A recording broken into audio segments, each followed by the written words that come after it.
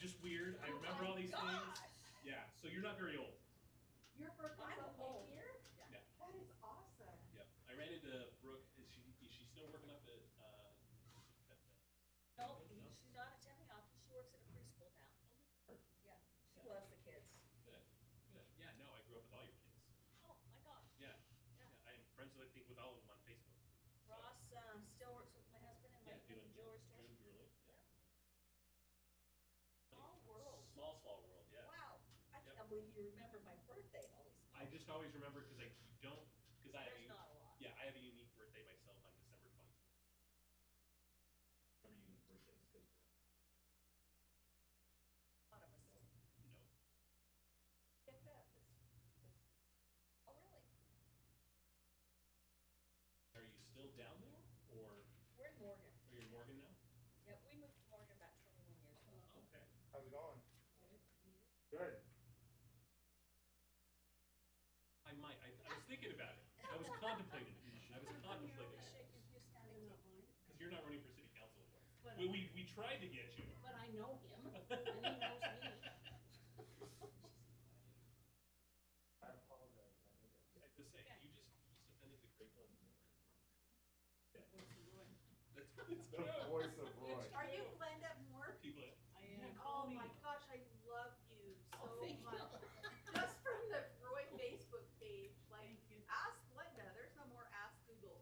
Because ask She's Glenda her own still page, silly. she's her own page and show. Ask Linda. Yeah. She's her Thank you. own page. Thank you. Well, I prefer not. She likes to be. Yeah. You know, Well, I'm glad you did. See, I never would have. No. do you actually ask questions, or do you just read stuff? I read stuff, sometimes I answer, like, Very good, see? random stuff, like, but I'm nice. That, yes, that's the, But I don't know, that's the important whoever part. the Travis Kennedy is and his friend, Travis and Ben. They don't even live in Roy.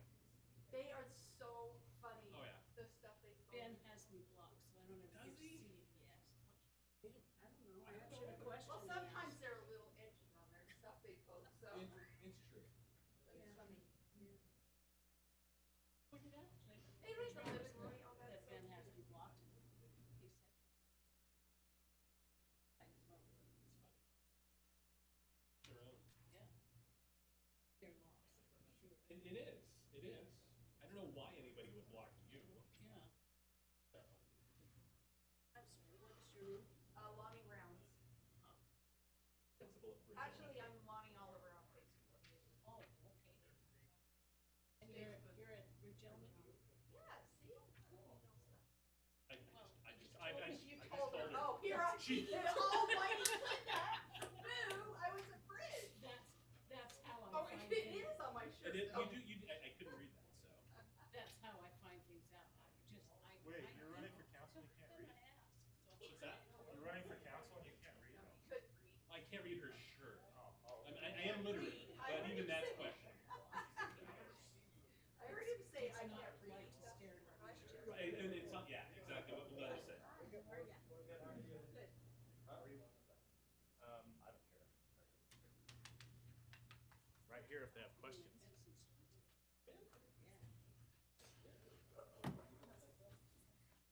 Not like a CD card. I saw that in the middle.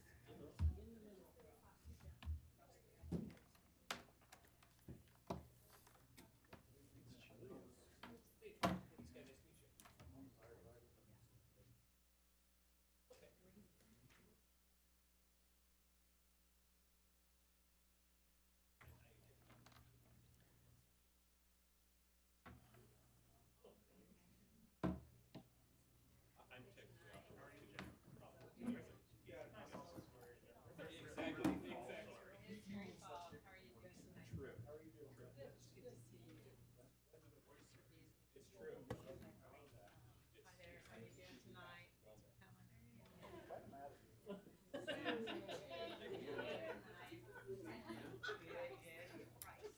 I hear you the show tonight.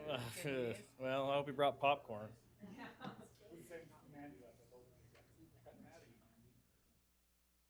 I don't care what you do, keep it short. I'll do my best. That's always my deal. Short is really important, Short is important. as you can tell. I'm short.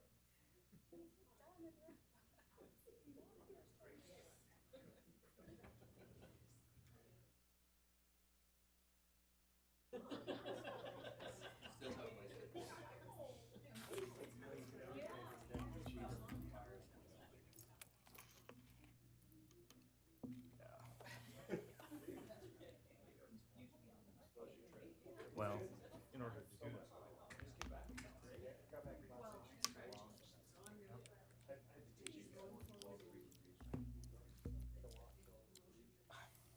Maybe not.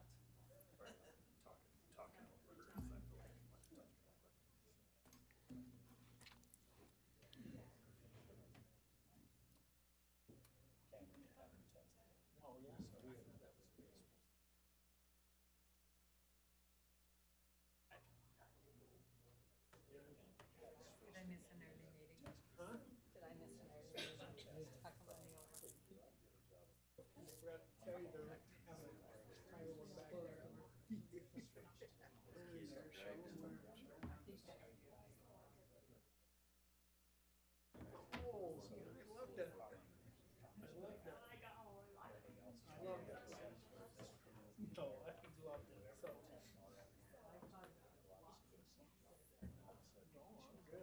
Like you said, he's the one you don't like. So there you go. How are you? I'm so good, how are you? Doing good, thanks. Good to see you. Hey, how you doing? So good. Good, good.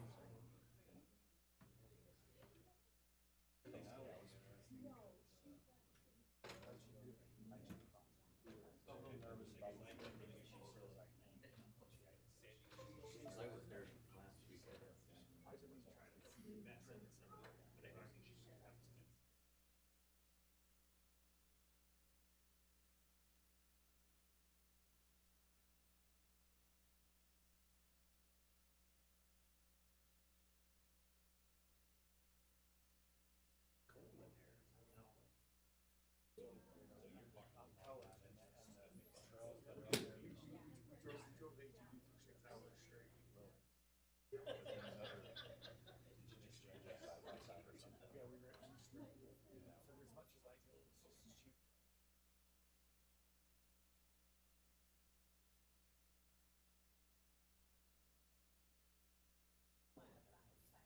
We always get in the car. Never. We always share the same car.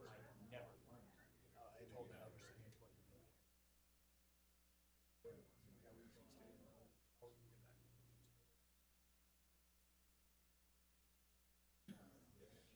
My grandson.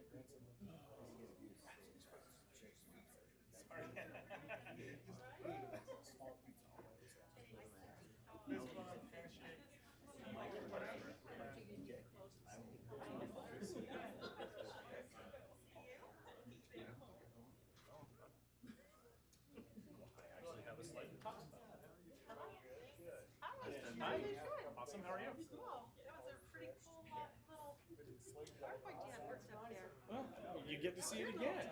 Tech savvy, aren't you? Microsoft, they have I just changed color and font sizes. It worked very well. Well, I'm glad you liked it. Thank you. Yeah, it'll be interesting. Yeah, on that 4400. I think that was really interesting too. So Isn't it crazy what happens when reality, what the reality is. So we're going to talk a lot about reality? that sounds good. And then it sounds like even just the traffic ticket talks about. But would anything Yeah, well, anyway, that's another question we have to spend a lot of time with. But sometime I'll bug you. No, anytime. Yeah. throw your name in the pile? Cool. Well, anyway, I told you I was at that Police Academy thing. That's actually been Is it working still out going really on? cool. Yeah, there's a few more weeks. Good. But, Pretty neat. it's a really neat thing. I wish we could do more. We used to do one here locally. Like our department put on a system and all the instructors were Roy instructors, and we would go down to the shops and we'd do traffic stops here in the parking lot. Maybe we get to a point where we can do that again. I'd like to. So yeah, we had the excitement across the street when it was set for here. That was pretty fun. Yes. Yeah, but, Yeah. So yeah, thank you. It's been good. Yeah, you're welcome. Appreciate appreciate it. No problem. Name, I'd like to see. A, How are you? but there when I'm the only one.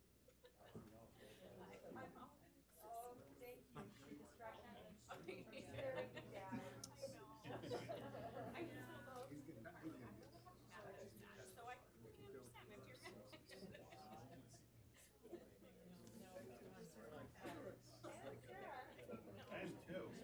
She said that backwards. You and I are very true. Yeah. I don't wanna go over in the middle.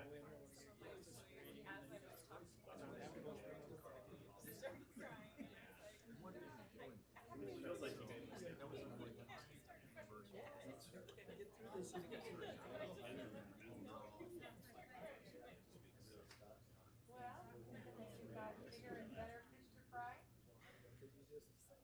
Something like that.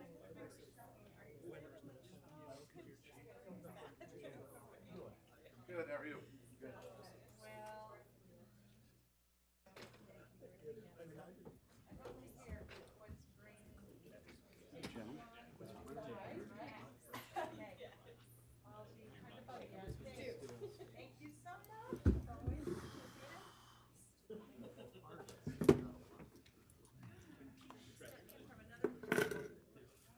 Always I what?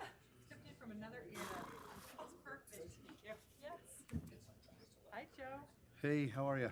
I'm doing great. How are you doing? Are you Running recovered ragged. from all your trips and your wedding and oh my goodness? Yet, huh? Recovered from the wedding. Now I'm just getting back into travel mode again. Hi, Diane. Hello, Mayor. How you doing? I'm doing well. How about yourself? Good to see you. Now we got kind of 5 minutes. How are you? I was looking at my watch. I I must be know. fast because I'm like, I gotta go take advantage of some facilities before we.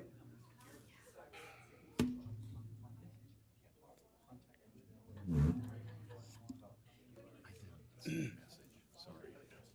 But if you would like, sometimes with those, maybe a conversation we ought to have would be, should we make it more formal? Meaning is it to kind of take a swear action, just something that says, hey, this is important. How are you? Awesome. How are you? Good. Okay. But Oh. would you like to invite him to the No, next we're meeting? good now. Okay. Take a drink. I didn't even look. They kind of had me over here lately. Thanks. I don't see him here, but the next meeting would be fine. If you just want to. Okay, do it that way, too. Next meeting. Do it. You could do like a panoramic. Hi, Brian. How are you? I'm No, I doing took well. water and it went down the wrong pipe. Trust me, I'm not. You know, I have a hard time with my own secretions at times.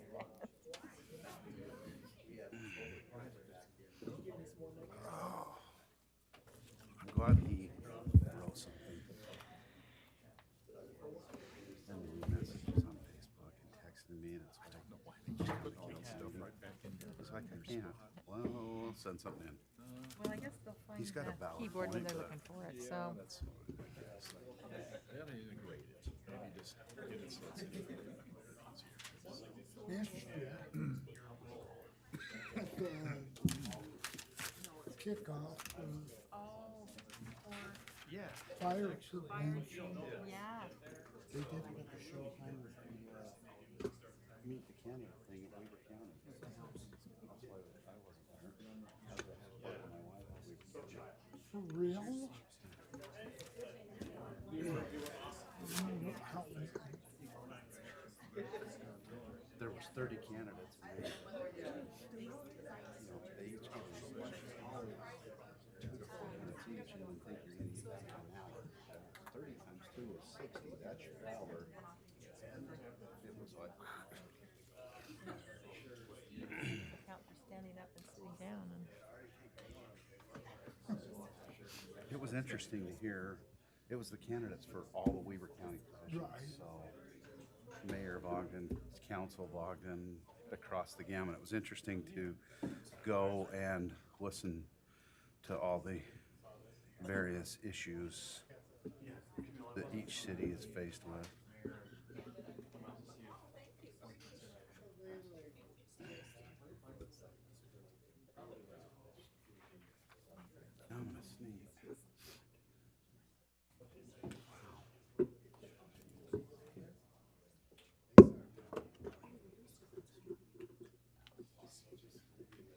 Hello, Jan. Hey. Just in case I sneeze, my allergies.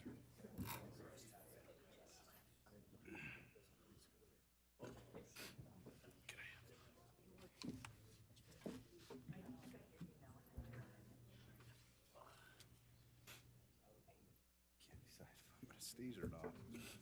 It's gonna happen at the most inopportune time.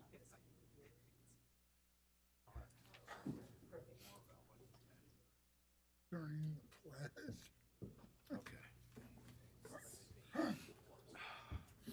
I don't know, I walked in this room and all of a sudden something just happened.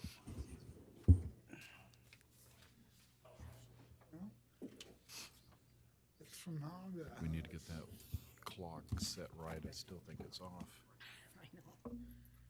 right? Yeah, Mine says 32 right now. I've been using it, so I'll just continue.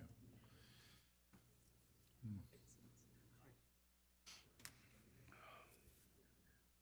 I in the right seat? Yep. You ready, Morgan? Okay. Let's go ahead and get started. Appreciate you joining us tonight. Okay. This is the Roy City Council meeting for October 5th, 2021. Want to recognize that we do have Councilmember Paul. We have Councilmember Burrell. We have Councilmember Wilson. We have Councilmember Saxton. We're going to excuse Councilmember Jackson. She had another commitment tonight. With that, we'd like to ask Councilmember Saxton if he would lead us in a moment of silence and a pledge of allegiance. Everybody, give me a moment.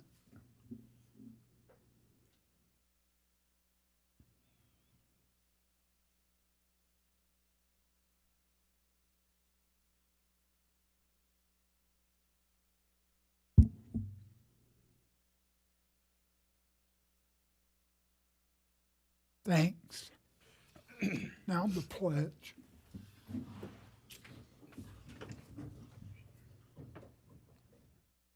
I pledge allegiance to the flag of the United States of America and to the republic for which it stands, one nation, under God, indivisible, with liberty and justice for all.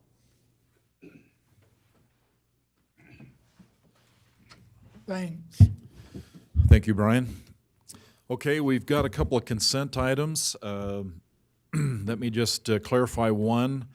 We did not have and do not have the August 17th Roy City Council meeting minutes.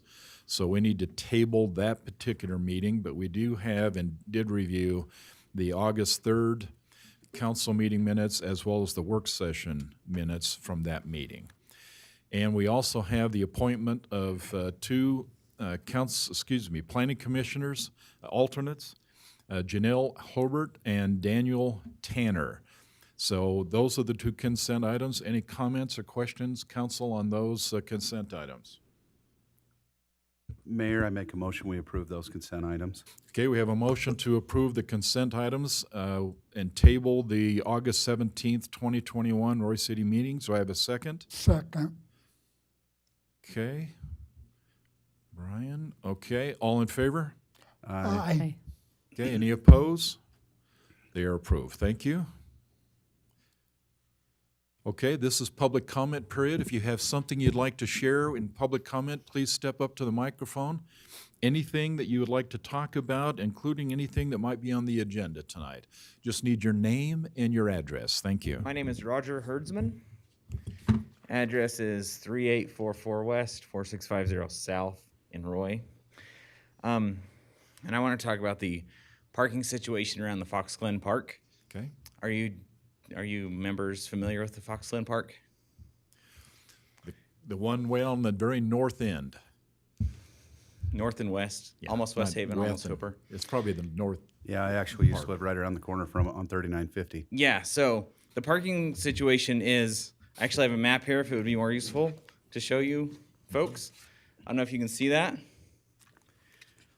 So this is courtesy of Google Maps. And this picture was taken where there was like one soccer practice. So one team, and there's actually two fields painted there. So you can have up to 4 soccer teams there at a time.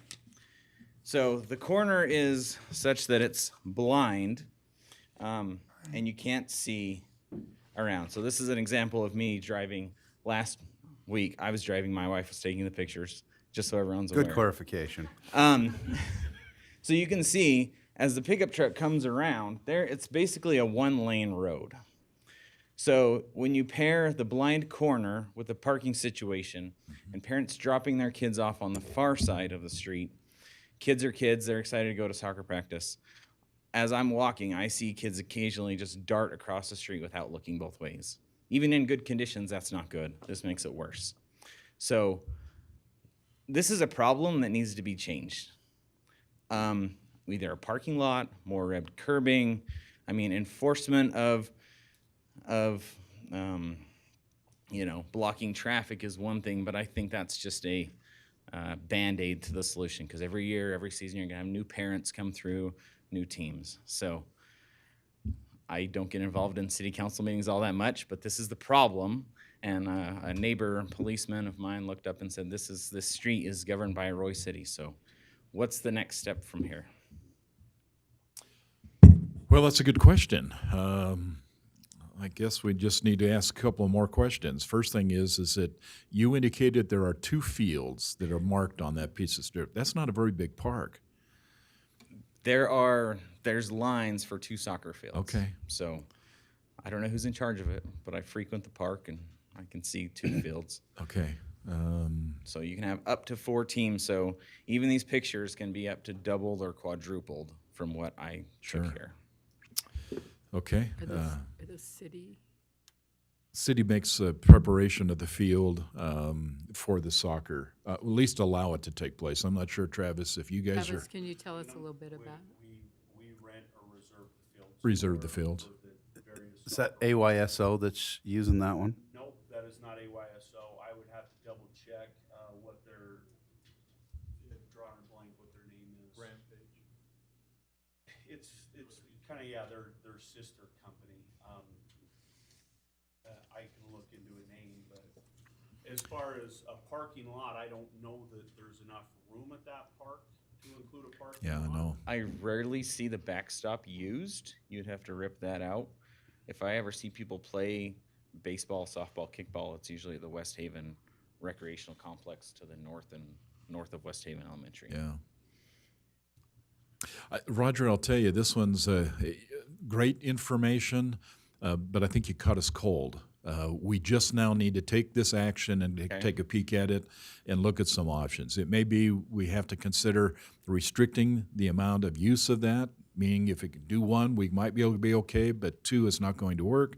It may, as you suggested, we have to red stripe the park, or the curbs so that people don't park there. I think we just need a little bit of time now that you brought us to our attention to figure out what we can do here. I guess we can have a little dialogue here. Even if you limit the field usage, it's still going to be a problem, even if 1 team is practicing, as we saw with my pictures with just 1 team. So I don't Do think you mind passing those up so we can take a look at them? yeah, no problem. And what do you see is the best solution as you've thought about this and seen this? I don't like to see my taxes go up, so I'm all for red striping it would be the south end of the curb where the corner bends around. I can even go, if you guys authorize me, I'll go by Home Depot and buy a bucket of red paint. No, we'll, that's us to work. Thank you. Yeah, no, just putting it out there. I think at least the red striping along with enforcement would help until the teams that regularly practice there learn their lesson. Because you can see even on the corner, even though you're not supposed to park on the corner, there is some red striping, but that's because of the fire hydrant. So they back it up right to that red curb line because we know red is bad. But other than that, it's just wherever you can find a spot, and it's just you can't see around it, and much less fit 2 cars down that road. Yeah, good point, Roger. I think I'm sorry, go ahead, Jen. During a game or during practice, is every parking spot consumed? There's actually not parking spots. It's just road parking. Just road parking. And it is. I mean, when we used to live over there on Saturdays, You go around it. they're parking in people's front of people's houses, all the way from the corner up to the next intersection. Yeah, and I think, Roger, that brings the whole point to this. Roy City is authorizing that particular field to be used for recreational opportunities, but we restrict, or the proposal we're thinking about would restrict how much that could be used for recreation. And so it's kind of puts the people in a real tough spot if, in fact, we're saying is use it for your soccer program, but by the same token, the city has provided you absolutely nowhere to drive and park. Therefore, you walk in from a long distance, and that's probably not going to be advantageous. And so I think what we have to do is assess this holistically and say, what do we really want to do here? And if the answer at the end of the day would be is either go in and put parking into that so that it could be used for what it's designed to be used, or limit its use. And I don't like limiting public spaces because we only have a little bit of that available. But by the same token is I don't want to shortchange these people and basically says it's all, you can use it, and then we have to restrict them because the use of it creates a problem. Your use would end up being drop-off only.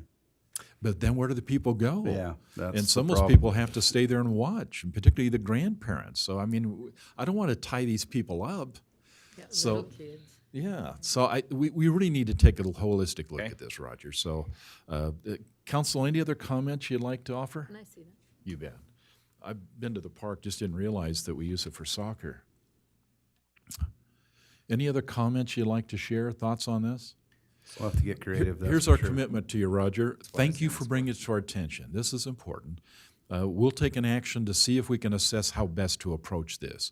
So it accommodates both the usage that we're allowing the people to use for, but also doesn't interfere with the neighborhood. And at the end of the day, if it needs to be red striped, okay, in some areas, then I think Matt and I have already talked about, we've got to get the policy written that talks about what qualifies for red striping, and then we can use that as a tool to help us make this work, okay? Okay, well, what's the time frame on the next step, your assessment? Well, it's got to happen within the next couple of months, but, I know a couple of months doesn't make you feel good, but we have to look at this from all sides so that we don't go up there and do something stupid and have to back up on it. So it's going to take a little time. So I'm just asking so it doesn't go in the black hole that is government Oh, it's sometimes. not. No, it's on my list, and Matt will tell you when it goes on the list, we take after it. A So lot harder to unstripe it though than to stripe it. yeah, and red striping is easy. Wise about that. But the red striping, my concern's going to be is that we don't have an approved policy to red stripe, and we need that policy written. And second, which we've already talked about, and I suspect we may have another conversation on that today, but by the same token is that we've made commitments. And if we've got an organization that we've committed to, then we've got to fulfill that commitment. So we've got to balance this. When does that commitment run out? And then that's part of that conversation because we can surely make a commitment and fulfill that commitment when it's done this time and then change that commitment going into the next time. But I got to make sure that we don't disrupt what we've committed to. By the same token, you brought to the very beginning of your conversation, Roger, you said, I'm worrying about public safety here.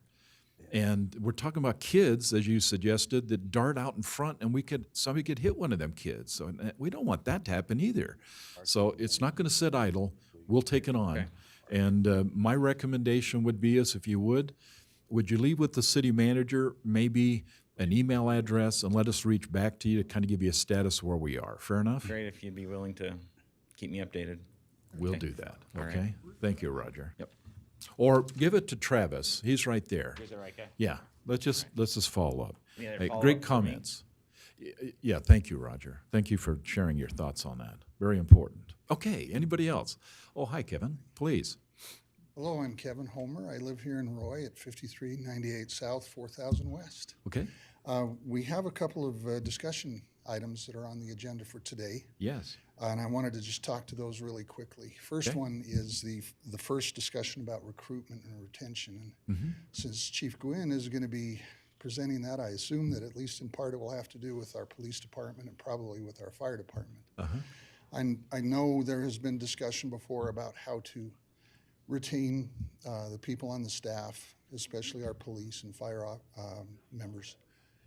One thing I would like to do is remind you of, you know, I don't like spending a whole lot of money, you know, government money. I don't like expanding government programs. But our police department, our fire department, they are essential, core, key parts of this city.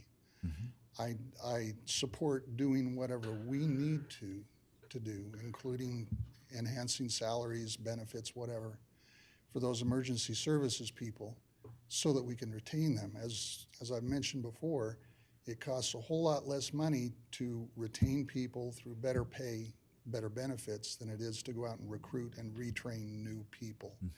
So I would support doing whatever we need to keep those good people here. The other item I want to touch on just really quickly is about the item number 5, the Weber Basin Flip Your Strip program. I appreciate our city manager putting together some recommendations. I was going through the data packet for this meeting. As I was looking at recommendation 2, subsection B, it has to do with getting EPA approved control devices for whatever we decide to put in our strips. Yes. For myself, I'm going to take it upon myself to, you know, use some xeriscaping on the strip in front of my house. I also don't plan on trying to recover any of that money through government spending. So I'm going to pay for it myself. Here in that item, it says that the EPA should be able to tell us what kind of control valve we should use for the strip in front of our houses. Really good example of the strings that are put on us when a federal bureaucrat 2,000 miles away tries to tell us what kind of little control system we should have in our strip in front of our house. Kind of rubs me the wrong way. So if we can change that to mandate an EPA-specific control, I know this is such a small thing, but it just rubs me the wrong way. How about give some examples of controllers that are acceptable for the trickle watering of whatever's in that strip, instead of relying on some EPA bureaucrat to tell us, to mandate what we should do. So let's make it optional. The other second thing related to Flip Your Strip is, if you could, now I don't have access to all the Weber Basin documents about recommendations about how to do Flip Your Strip. I just would like us to make sure that if I'm going to do it myself, and I'll probably do it better than they recommend, that I'm allowed to do it as a private citizen instead of mandated on how to do it by, I don't care who it is, Weber Basin or EPA or anybody. That when I do it myself, that I'm allowed to do it by ordinance. The third thing I would recommend is, I wish somebody from the Business Development Council was here right now, because you know what, this is a great business opportunity for landscape companies here in the city.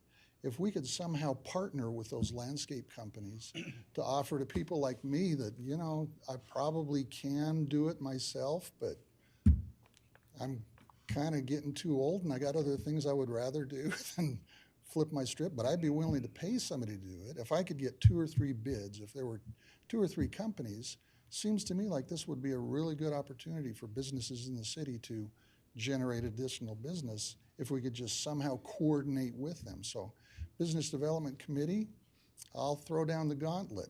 Let's see if we can figure out a way to coordinate with those landscaping companies and help us do this. Okay, thank you. Thanks, Kevin. Appreciate your input. Okay. Anybody else like to share a thought with you? Please, name and address.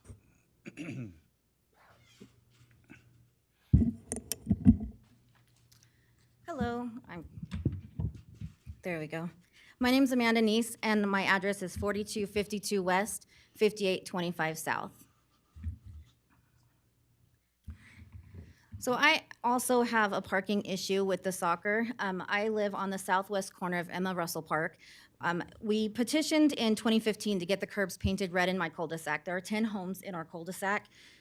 There is plenty of parking at the park that is not utilized when these games are happening. They don't want to walk that far, so they park in the cul-de-sac instead. It creates a safety issue because they line both sides of the street. On Saturdays, there's usually between 20 and 30 cars, and it's throughout the day.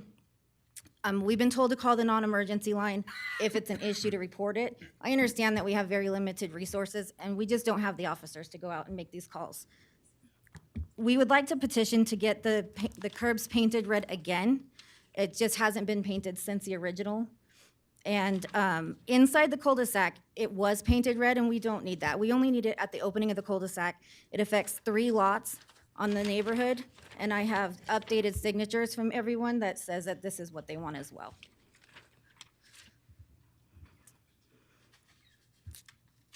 So the people who are having the red painted in front of their home, they're on that? Yes. That's what they're requesting as well? Yes, my lot is the one that's affected the most because it's where my driveway is. I have a small business in Roy, and it's where my trailers are, and they park in front of my driveway or very, very close, making it difficult to get my trailers in and out of the driveway. Yeah, And they- you're the first house in Correct. almost anything Yes. handyman services. Yes, that's correct. No, I actually walk that every morning, and a lot of times I'll see it during soccer. And I've actually talked to, there's another individual that lives in your neighborhood that's submitted. I've talked to him multiple times, but it is an issue that they back that up quite a bit. Yes, And you're right, when you look up there and that's full, the parking lot's not full. exactly.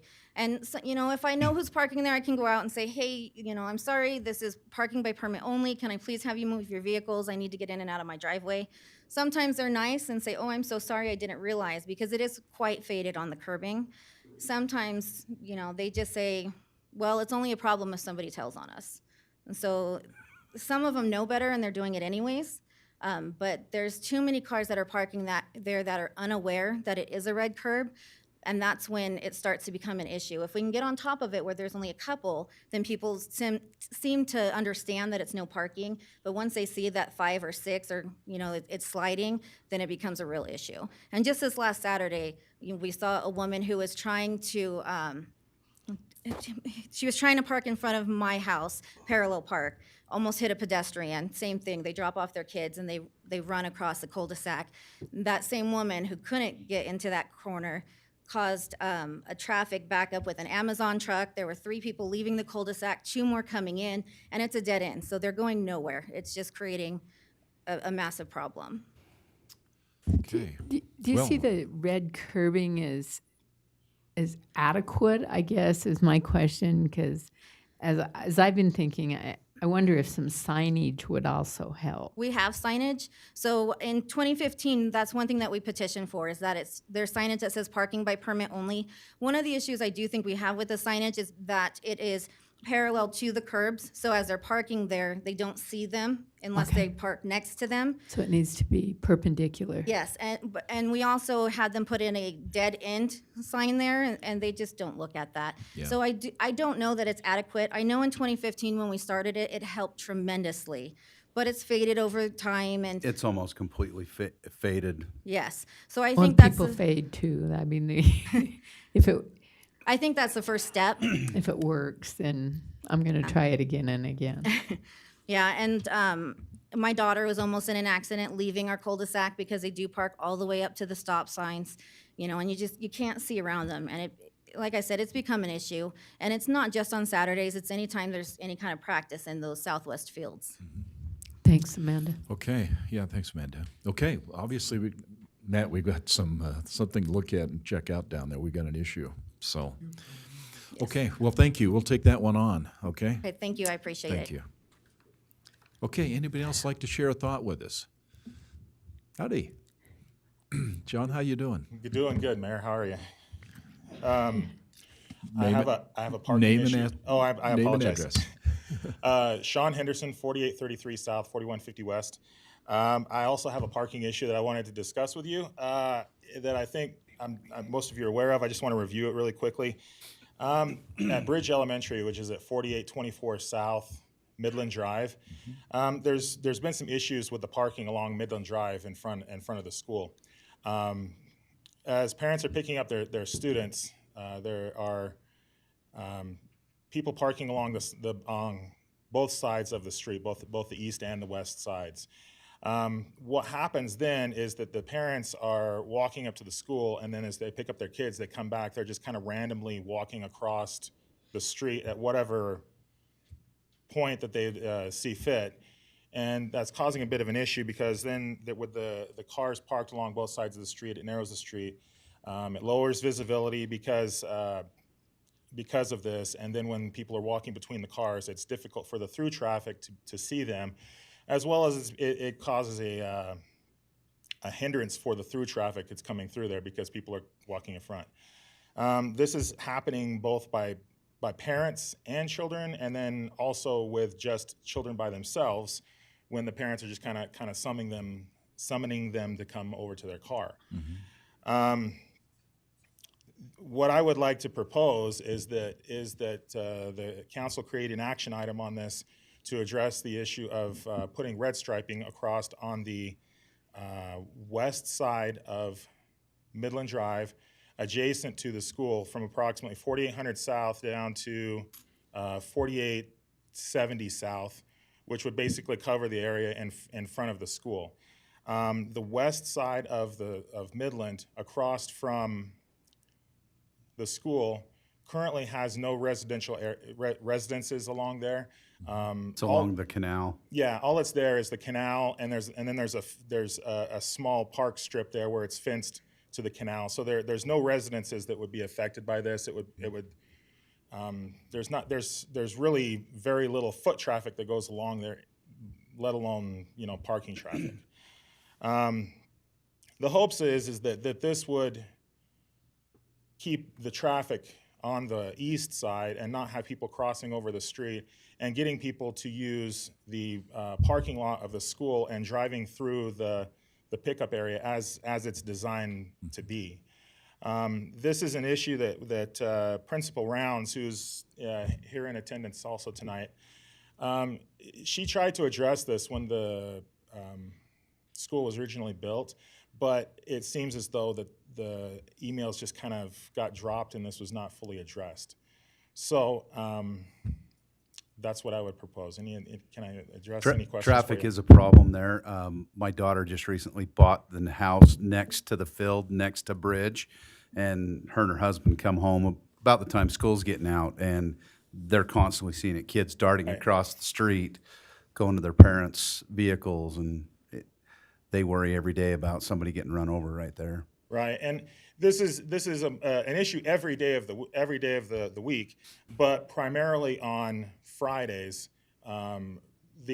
Fridays is an early out for the school, and the entire school is dismissed at 1:30.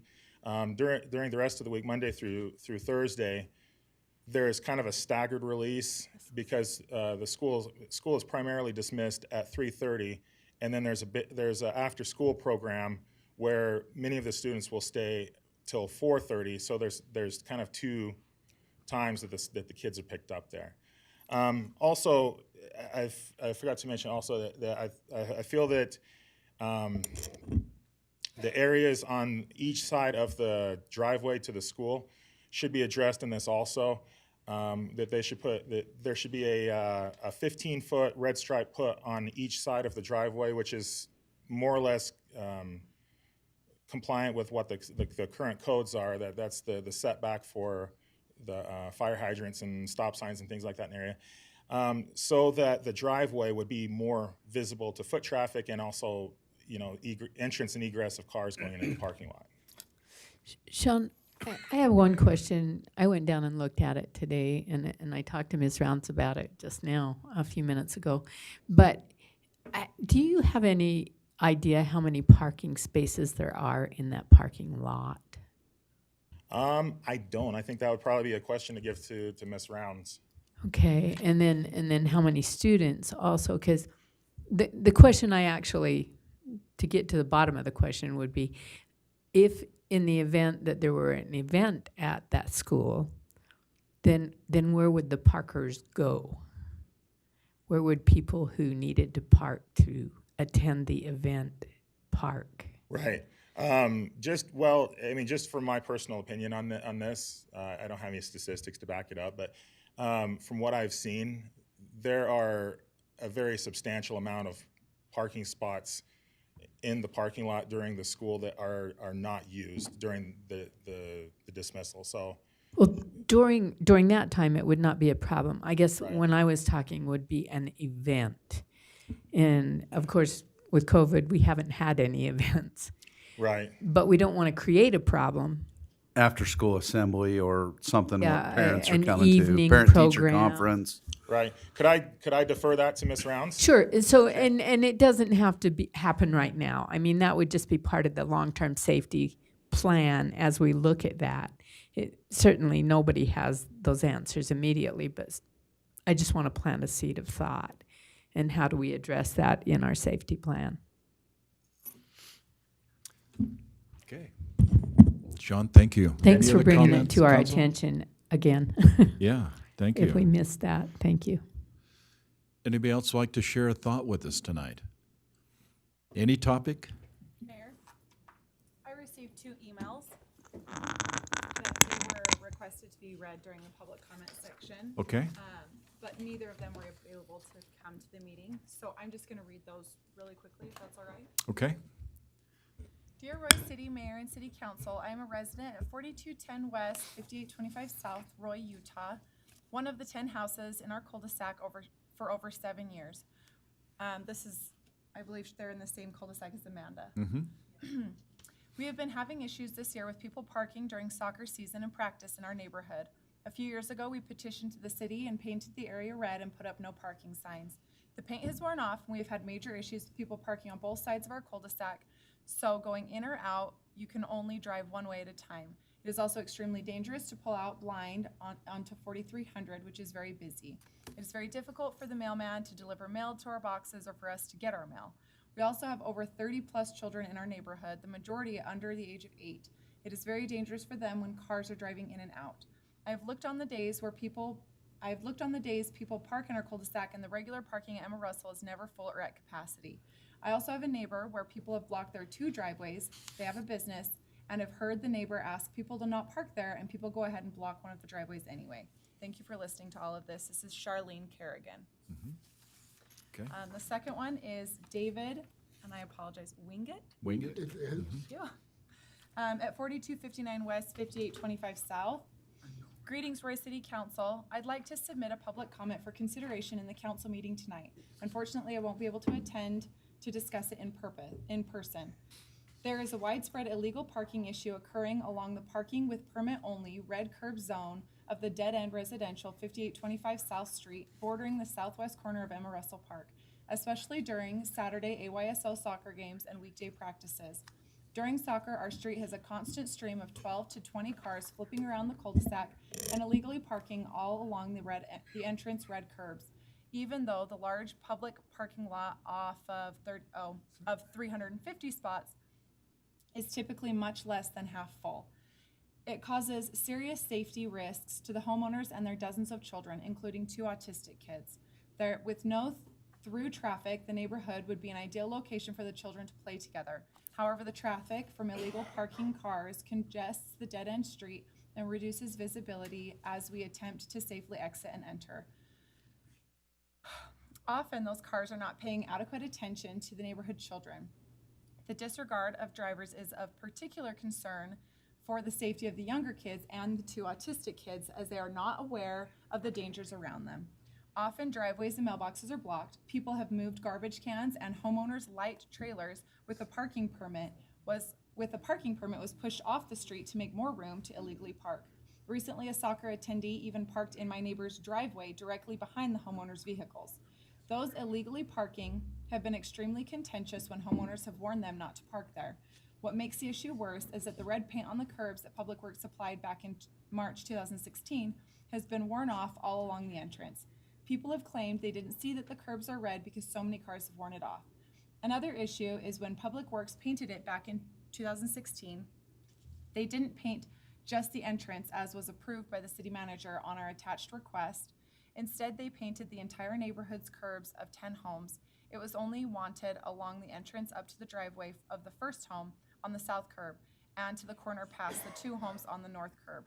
So the curbs of 7 homes were painted red against their wishes. That has resulted in homeowners and guests being ticketed by Roy PD along the area we didn't want restricted parking.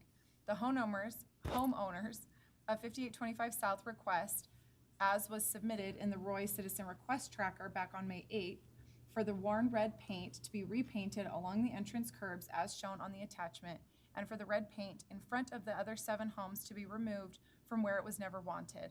Please provide an estimated schedule of when that work can be accomplished. Thanks, Morgan. And I think we have a copy of the, for better word, a petition signed by the neighbors in that cul-de-sac. So council, you have that as well, okay? Okay, thank you. Anybody else like to share a thought with us? I just wanted to back up one item. We voted in 2 new alternate planning commissioners. Uh-huh. Is it appropriate to have them introduce themselves so we know who they are? I see one. Do we have both here? I see one. I actually talked to Steve a second ago. We were going to wait till the next city council meeting, invite them to come up in person. Okay. I just know we voted on them, so and one was here, so. Yeah, I see the one. I just didn't see the other. But what he's going to do, council, with that backup, he was going to invite them to come to the next meeting and just introduce themselves. There won't be any swearing in. I think he's going to plan to do the swearing in during the planning commission meeting, okay? So anyway, how'd you know? Okay, thanks for joining us. Okay, hearing no more public comments, council, Matt, we do have some actions here on red striping of curbs we need to look at. Obviously, this will keep us busy over the next couple of days to work through these, okay? Central theme of the meeting. Yeah, that's true too. Okay, we do have a action item, the proposed resolution 21-21 approving the transportation service provider agreement extension and rate adjustment. Chief, I guess you're going to talk this, huh? I am going to talk that. Seems like that's what I end up doing is got these resolutions for you to basically consider. First, before I get started, thank you, Mayor, Councilmember Saxon, for coming to our first ever Fire Prevention Week proclamation signing. I thought that was a very good event. It started our week out really nice. I really appreciate that and the support that we get from the City Council and the city and the citizens.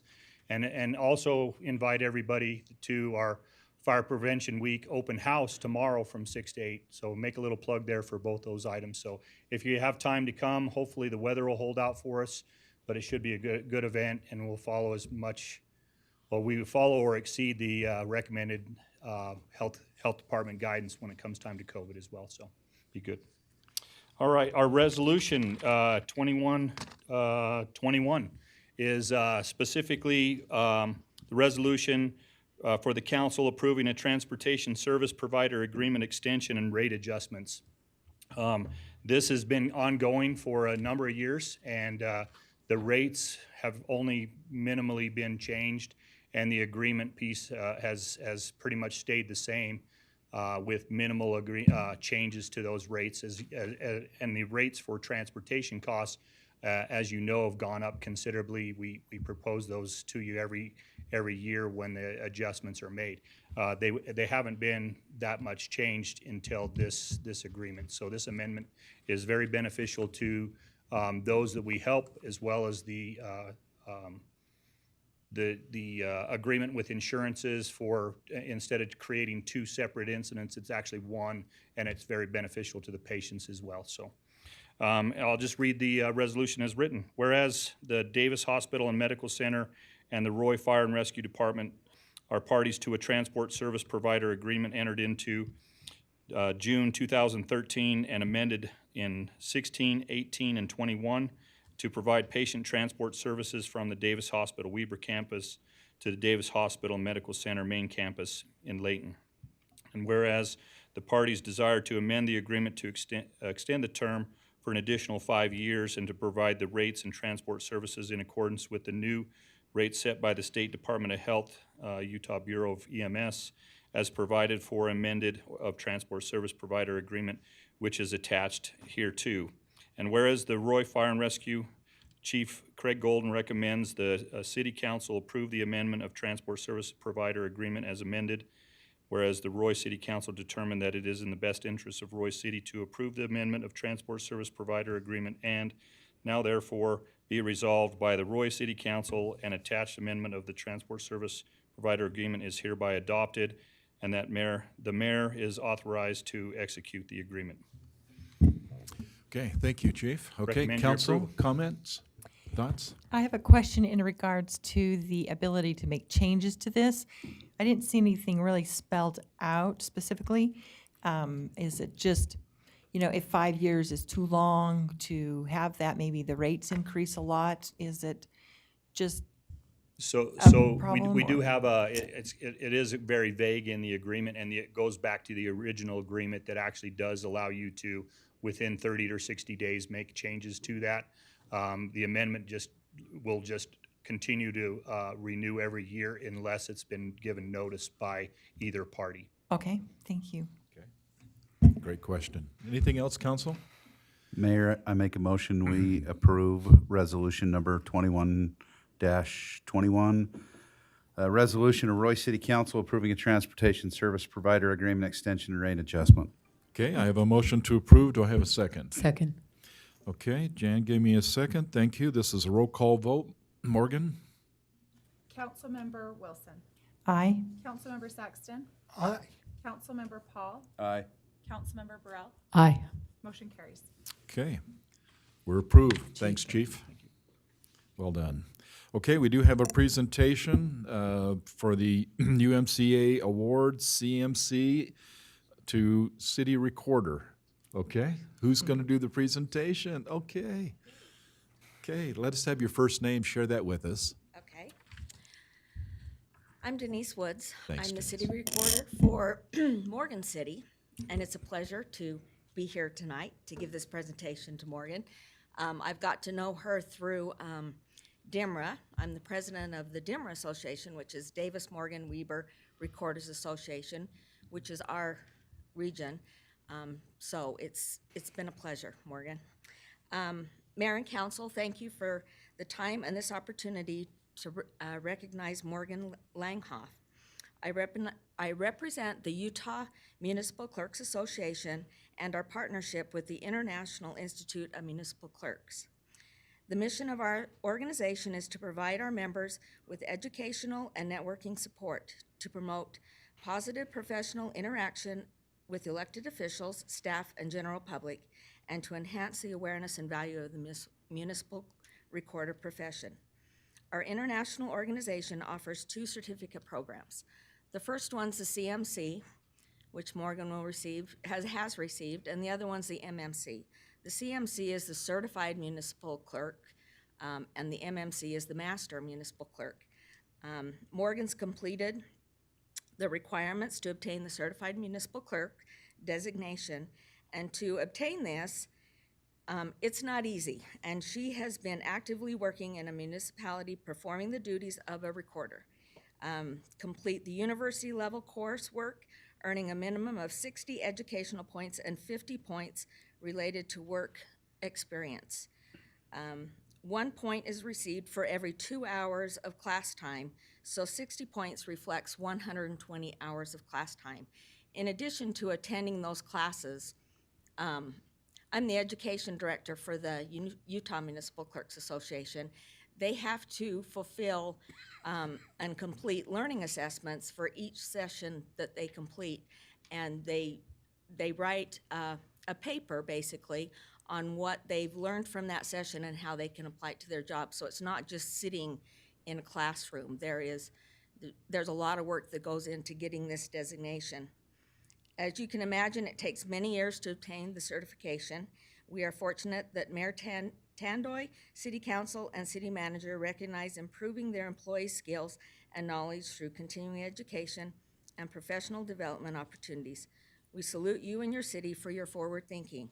It is our privilege to honor Morgan Langhoff with this award tonight, recognizing her professional accomplishments. Congratulations.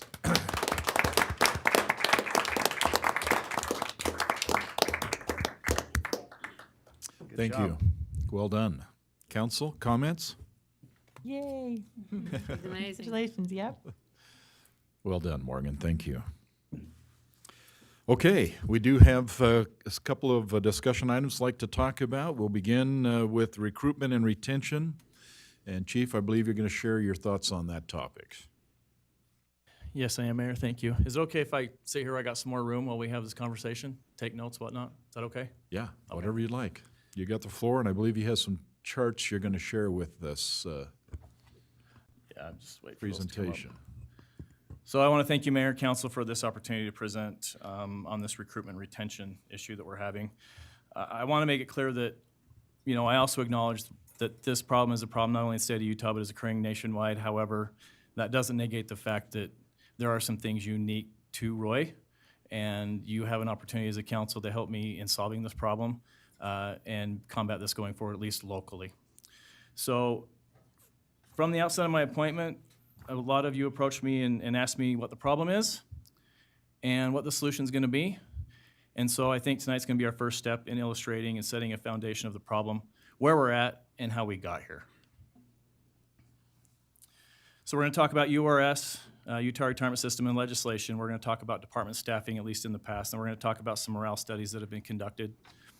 Then we're going to talk about where we are currently, our full-time equivalents, our staffing challenges and costs that we're experiencing currently, a survey that was conducted by ULCT in early 2021 in partnership with me in my legislative position, as well as with URS, Utah chiefs, Utah sheriffs, right? This is a law enforcement problem that's, again, unique, not to us, but to the entire state and the nation as well. So, and then we're going to briefly talk about the future. All right, so there's a lot of speculation. There's also a lot of data that suggests one of the issues that we're combating is a problem that was created when Tier 2 retirement system was implemented in 2011 by virtue of legislation that passed in 2010. Prior to Tier 2, we had Tier 1. And what that meant was an officer in the state of Utah or anybody in public safety only had to work 20 years to receive their pension benefit. They received the average salary for their top 3 years. They were not required to contribute. Tier 1 was established in 1986, and quoting from debate back then, the employees were forfeiting access to contributions, such as other retirement plans, 401ks, IRAs, for a new system that portended to be a superior career retirement. I find that interesting because in Tier 2, the argument they're making is that Tier 1 is no longer sustainable, so we need to change it. So in 2011, as a result of, again, 2010 legislation, they created Tier 2. And under Tier 2, they created 2 separate retirement funds. They increased the years of service from 20 years to 25 years. The average salary was taken from their top 5 years instead of their top 3. Between the 2 elections they were allowed to make, there was a defined contribution hybrid and a defined contribution. Once they made an election, and they had that election in place for a year, that election was irrevocable. And we have an employee here that's actually in the defined contribution, and we can talk about that later. But just understand, we do have employees that sit in both systems currently. So the defined benefit hybrid is the default election if the employee never makes an election. Roy City contributes 26.99% of the officer's salary, and the officer contributes 2.27% of their own salary. For every year they work beyond 25 years, they can earn an additional 2%, and they will receive their pension payments immediately upon retirement. Tier 2 defined contribution is a 401k only. The contribution level of the city remains the same. However, the officer cannot collect their pension until age 59 and a half without an early withdrawal penalty.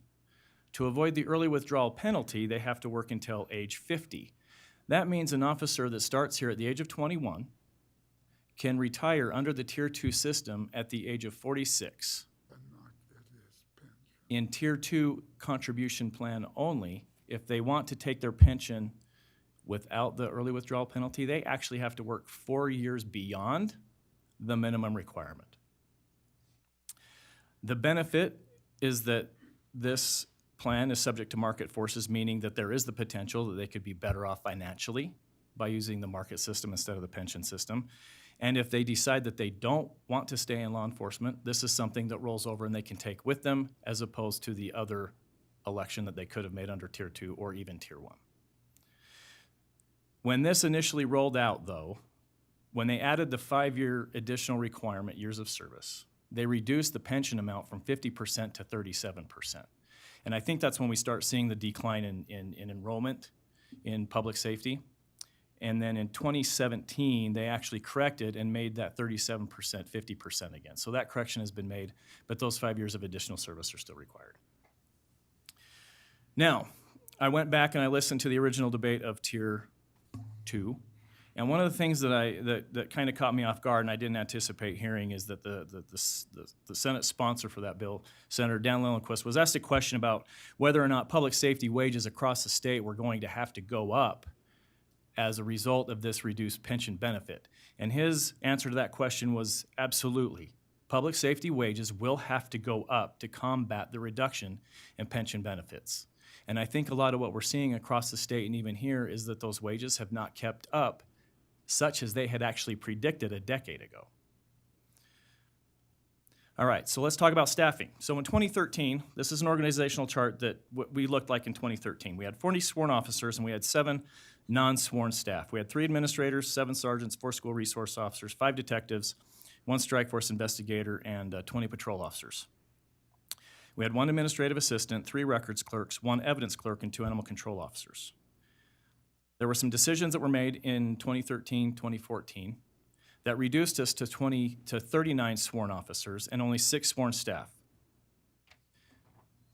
We can discuss why those decisions were made. Those were philosophical discussions and ideological discussions that were made long ago. I am of the opinion they were actually detrimental to where we're at now, and I'll be able to touch on that a little bit further.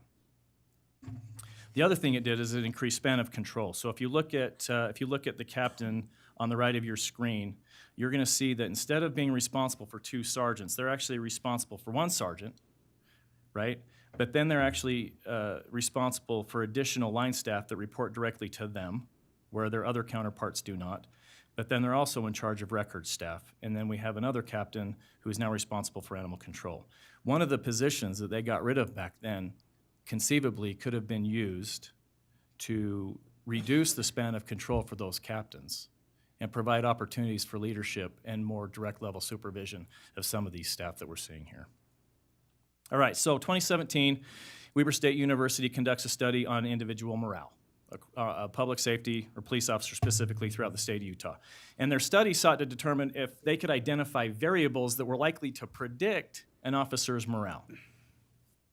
What they determined was that 73% in 2017, 4 years ago, reported being happy working in law enforcement. 79% felt supported by the community. 62% felt that their work was valued by their agency. 76%, however, believed that their salary was not commensurate with their work. 84% reported that their agency was insufficiently staffed. 65% were disappointed in their pension. 56% were disappointed in their medical insurance. When we looked at all the variables, the most likely predictor of officer morale was actually their age and years of service. So the older an officer was, or the more time they had in public safety, the less likely they were to have increased morale. So the longer they worked, the older they became, the more unhappy or frustrated they also became. So Utah Valley University, unbeknownst to us, also conducted a study in 2017, but their study actually looked at the Tier 2 retirement system, and they actually hypothesized back then that moving from Tier 1 to Tier 2 would adversely affect recruitment and retention. They identified in their study that recruitment levels not only diminished, but the qualification of the candidates that were trying to get jobs was severely diminished as well. 32.5% of prospective employees, those who were just investigating, maybe potentially wanting to get involved in this career, said that this created an adverse effect on their desire to become involved in public safety. Now, we're going to see later that we actually now have data from enrollment and graduation rates in the academy that enrollment actually has sloughed off 35% over the last decade. So this is actually commensurate with what we found in the UVU study. There's a clear indication that individuals both directly and indirectly involved with law enforcement attribute changes in pension to recruitment levels. 96% of respondents believe that reverting back to a 20-year retirement would probably improve recruitment rates. Why is that here, right? We're talking about what can we do at Royse City. Well, regardless of what the state does, may or may not contribute to solving the problem here, right? So regardless of whether or not they're actually going to be willing to solve the problem remains to be seen. Regardless of whether they get involved, is still something we have to work on locally. 45% in 2017 of those surveyed would not recommend a career in public safety to a family member or friend, and we believe that to be our actual biggest recruiting tool available to us. 41% of those who were in the system stated given the opportunity to do it again, they would have actually chosen a completely different career. So what do our full-time equivalents look like here in Roy?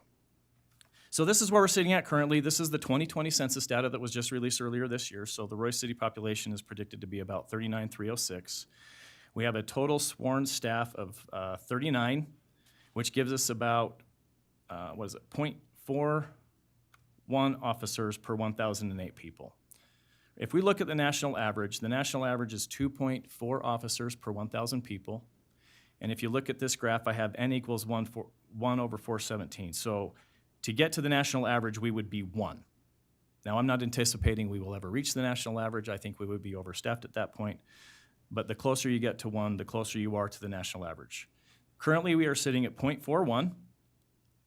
In 2010, we were actually at 0.45. So in 2010, we had 1 officer for every 922 residents, or 0.45 N. Currently, we have 1 officer for every 1,008 residents, or 0.41 N. So looking at statistical data, both in our staffing and our population growth, we actually do not meet the same staffing standard that we had set over a decade ago. Currently, Utah is actually 49th in the nation in fewest law enforcement officers per capita. And I've also placed a graph there that kind of gives you an idea where we're sitting at currently compared to our surrounding agencies. So what are the staffing challenges? Well, one of those is recruitment. We know that we have 30% less people that are entering the academies. That means we have less people graduating. So self-sponsored enrollment since 22 was implemented has plummeted. So we used to have cadets that were willing to pay the $4,000 or $5,000 or $6,000 that they needed to pay to go to the police academy in the hopes that they would even get a job. There was no guarantee that they were going to get a job. They're not doing that anymore, and they know they don't have to. Agencies are now having to spend that money to get people to go through the academy, and the same problem exists. They may or may not graduate. They may or may not get a job, and if they get a job, they may or may not remain employed. Okay? So you can see the top graph is enrollment trends over time. Gray is the non-sponsored, meaning those are cadets that put themselves through the academy during the last decade. And in blue, that's the enrollment of those who were sponsored by law enforcement agencies. We're actually seeing the direct inverse now of what we were seeing in 2010. When you look at graduation trends, we're seeing the exact same inverse effect.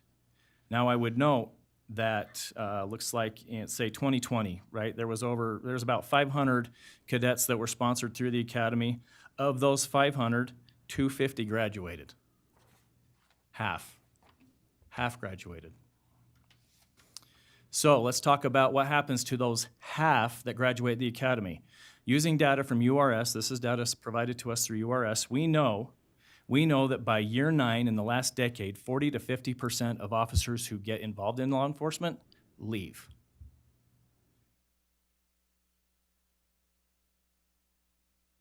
So what happens to vacation? What happens to comp time? What happens to overtime? You can see on the left that over time, our comp time has increased. We can talk about theories as to why. I think one of the theories is we have officers that can't take vacation. They're having to work overtime. They're having to train people. We give them comp time for that.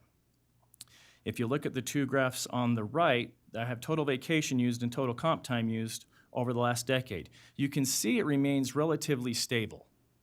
But when you remove comp time, you can see that it skyrockets. And when you look at vacation, when you remove retirees and resignees, you can see that last year, our officers used almost 2,000 hours less of vacation last year than they have in the entire last decade. They can't take time off. 87% turnover at Roy PD since 2014. These are some beautiful officers right here. All of them except for one has retired. One of them has come back. There's currently 2 vacancies that we have. A couple weeks ago, I interviewed 4 candidates for 2 vacancies. 3 officers or potential officers were given offers. All 3 of them declined. We either couldn't meet their pay, or they were looking to leave law enforcement altogether, or they were not someone who was fit to be a Roy City police officer. Field training. So field training, if we take a cadet and we send them through the academy, and then we put them through our field training, takes approximately 23 weeks. We sponsored 3 recruits in 2021. Of those 3, only 2 remain. If we look at their wage and benefits, just for the cadet, it's about $36.48 an hour, and that's at the entry-level salary. The average wage of the person that's training them is $47.14 an hour. If we look at that 23 weeks, removing all overtime costs, the wage and benefit cost to train each cadet is $58,000 every 23 weeks. We had 3 up until a couple weeks ago. Assuming that every officer works their shift, no one takes any time off, the month of August I just pulled out at random. The month of August would have meant that each individual officer was handling 4.75 calls per shift. That's their own call. That's not backing up. That's not assisting. That's 4.75 calls per officer per shift. When we have an FTO, that one car can handle 6.3 calls, but 2 cars should be able to handle 9.5 calls. So our ability to handle calls actually goes down and our costs go up. That's a net loss of nearly 3 calls per shift per day. So what are the effects of training? What are the effects on productivity? Well, as you can see, our annual training hours have gone down, and they were trending down before COVID, so I'm not even going to try and use COVID as an excuse. Traffic stops also trending down before COVID. I'm not going to use COVID as an excuse. Increased call volume per officer goes up. Increased calls in queue, meaning our time to respond to calls goes up. Increased reliance on surrounding agencies. Detectives having to cover shifts, meaning their own cases that need follow-up are sitting in queue themselves. All the while, we have officers that are loyal to Roy PD, and as they look around their communities, they talk to all their friends who work for other agencies, this is exactly what they're seeing going on around them. Now, with the exception of maybe 3 or 4 agencies, all of these agencies you're looking at have increased their wages since July 1, some of them as recently as 2 weeks ago. Now, when we implemented our wage of $19.38, we were number 1 in the county. That was the number 1 salary in the county. And over the last decade, you can see what's happened. So let's talk about the League of Cities and Towns Dissatisfaction study that was conducted. Officers and firefighters participated in this survey. Are you thinking about leaving your current job? This is cumulative of the group. 55.5% were saying yes. 44.5% were saying no. If they were considering leaving, 40% were actually going to leave public safety altogether. Those who remained were going to stay at their agency, or they were just going to retire. Overall job satisfaction for firefighters was high at 44.6%. The high for police officer satisfaction, only 31.3% indicated they had high job satisfaction. They felt that their individual morale was actually better than their agency morale overall, and that wasn't actually to be expected. Firefighters felt agency morale was high, so what is that, 54% felt that agency morale was high. Law enforcement, only 29% felt that agency morale was high. What did we learn in this study? The firefighters and police officers view their personal morale as better than agency morale, but we also know that firefighter morale is actually greater than police officer morale overall. Who would recommend a career in public safety to a family member or friend? Remember the data that I gave you, the UVU study. We know that in the last 4 years that has gone down. 7% of firefighters strongly disagree, or somewhat disagree, with recommending a career to a family member or friend in firefighting. Law enforcement officers 65% refused to recommend a career in public safety to a family member or friend. Firefighters are likely to recommend a career in firefighting.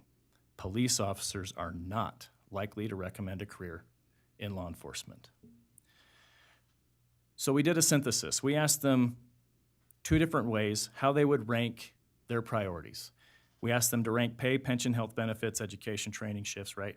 That is how they ranked, 1, 2, and 3. Later on in the survey, we gave them $100 and we said, if you had $100 to spend, how would you spend it? And that's exactly how that came out. The majority of their money would go to pay. The rest of that money would go to pension and health benefits and training. So, you asked me what the plan was. I assure you, I have been in Matt Andrews' office, if not once, but twice a week. We have been battling this ad nauseum. I can't wait till we have another problem that we need to solve. We do have a plan moving forward. We're working on the minutia, but here's what I'm suggesting. We're working on finalizing plans to bring salaries in line with the local law enforcement market. That is something we would like to see happen mid-year. We're working with the administration to correct for organizational staffing deficiencies that occurred in circa 2013. We're hoping to address that mid-budget year. And I'm also working with the administration to bring our FTE in line at a minimum with that of the staffing standard that we had in place in 2010. And I'm hoping that we can resolve that in the next budget year moving forward. So you were all given this presentation. I kind of went through that pretty quickly. I knew you had an opportunity to look at it. I brought Captain Smith and Captain Hammond with me also if you have any questions that I can't answer, but I'm prepared to answer any questions you have or maybe some suggestions for follow-up that needs to be conducted. Council, comments? I do have one question. So you're proposing getting back to 2010 staffing levels. What about 2021 staffing levels? I personally do not feel, and maybe I stand alone, that the 3-man minimum on the street is sufficient for a city of our size. I feel we probably need to be closer to a 4-man minimum, which puts 5 more patrol officers on your staff, 1 for each shift. And if you increase the 4-man minimum, even if we hire 5 additional staff, that's only 1 person that can take off at a time. I can go back and I can look and see how often we're at minimum manning. Right now, we're at minimum manning a lot because we don't have the people.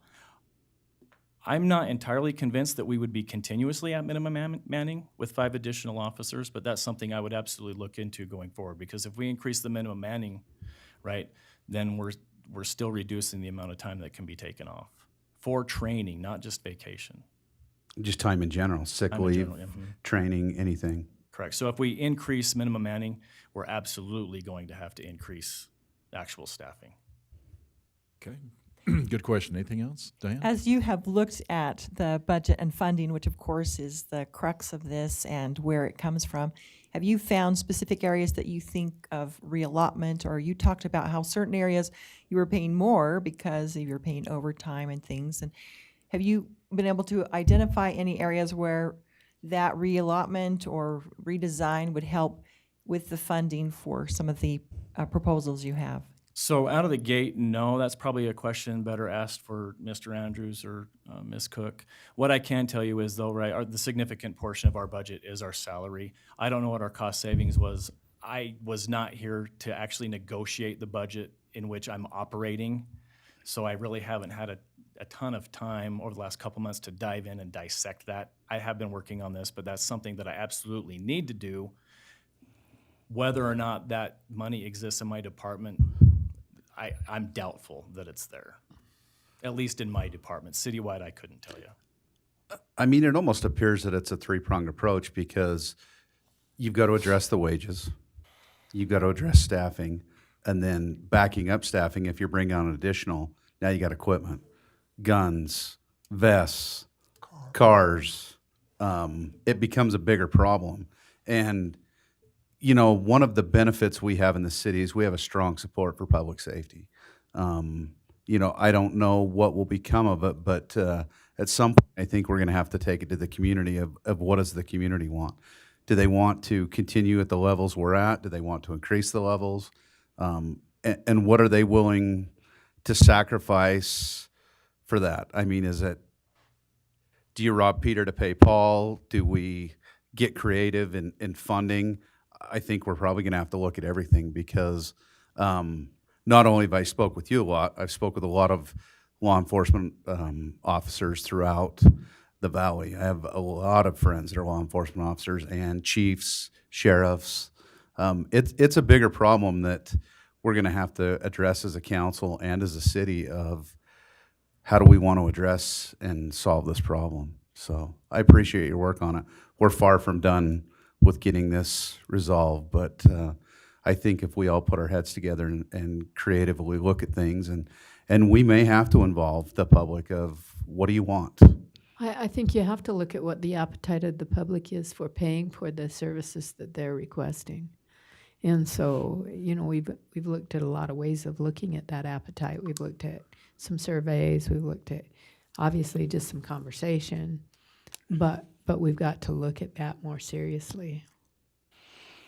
Well, and it's you're one of two departments in public safety. You know, we're going to be faced with a similar problem in fire and you know, probably other departments in the city. It's a big issue that we're definitely going to have to address on a full scale of determining what services we provide and which ones maybe we don't, or where do we come up with funding.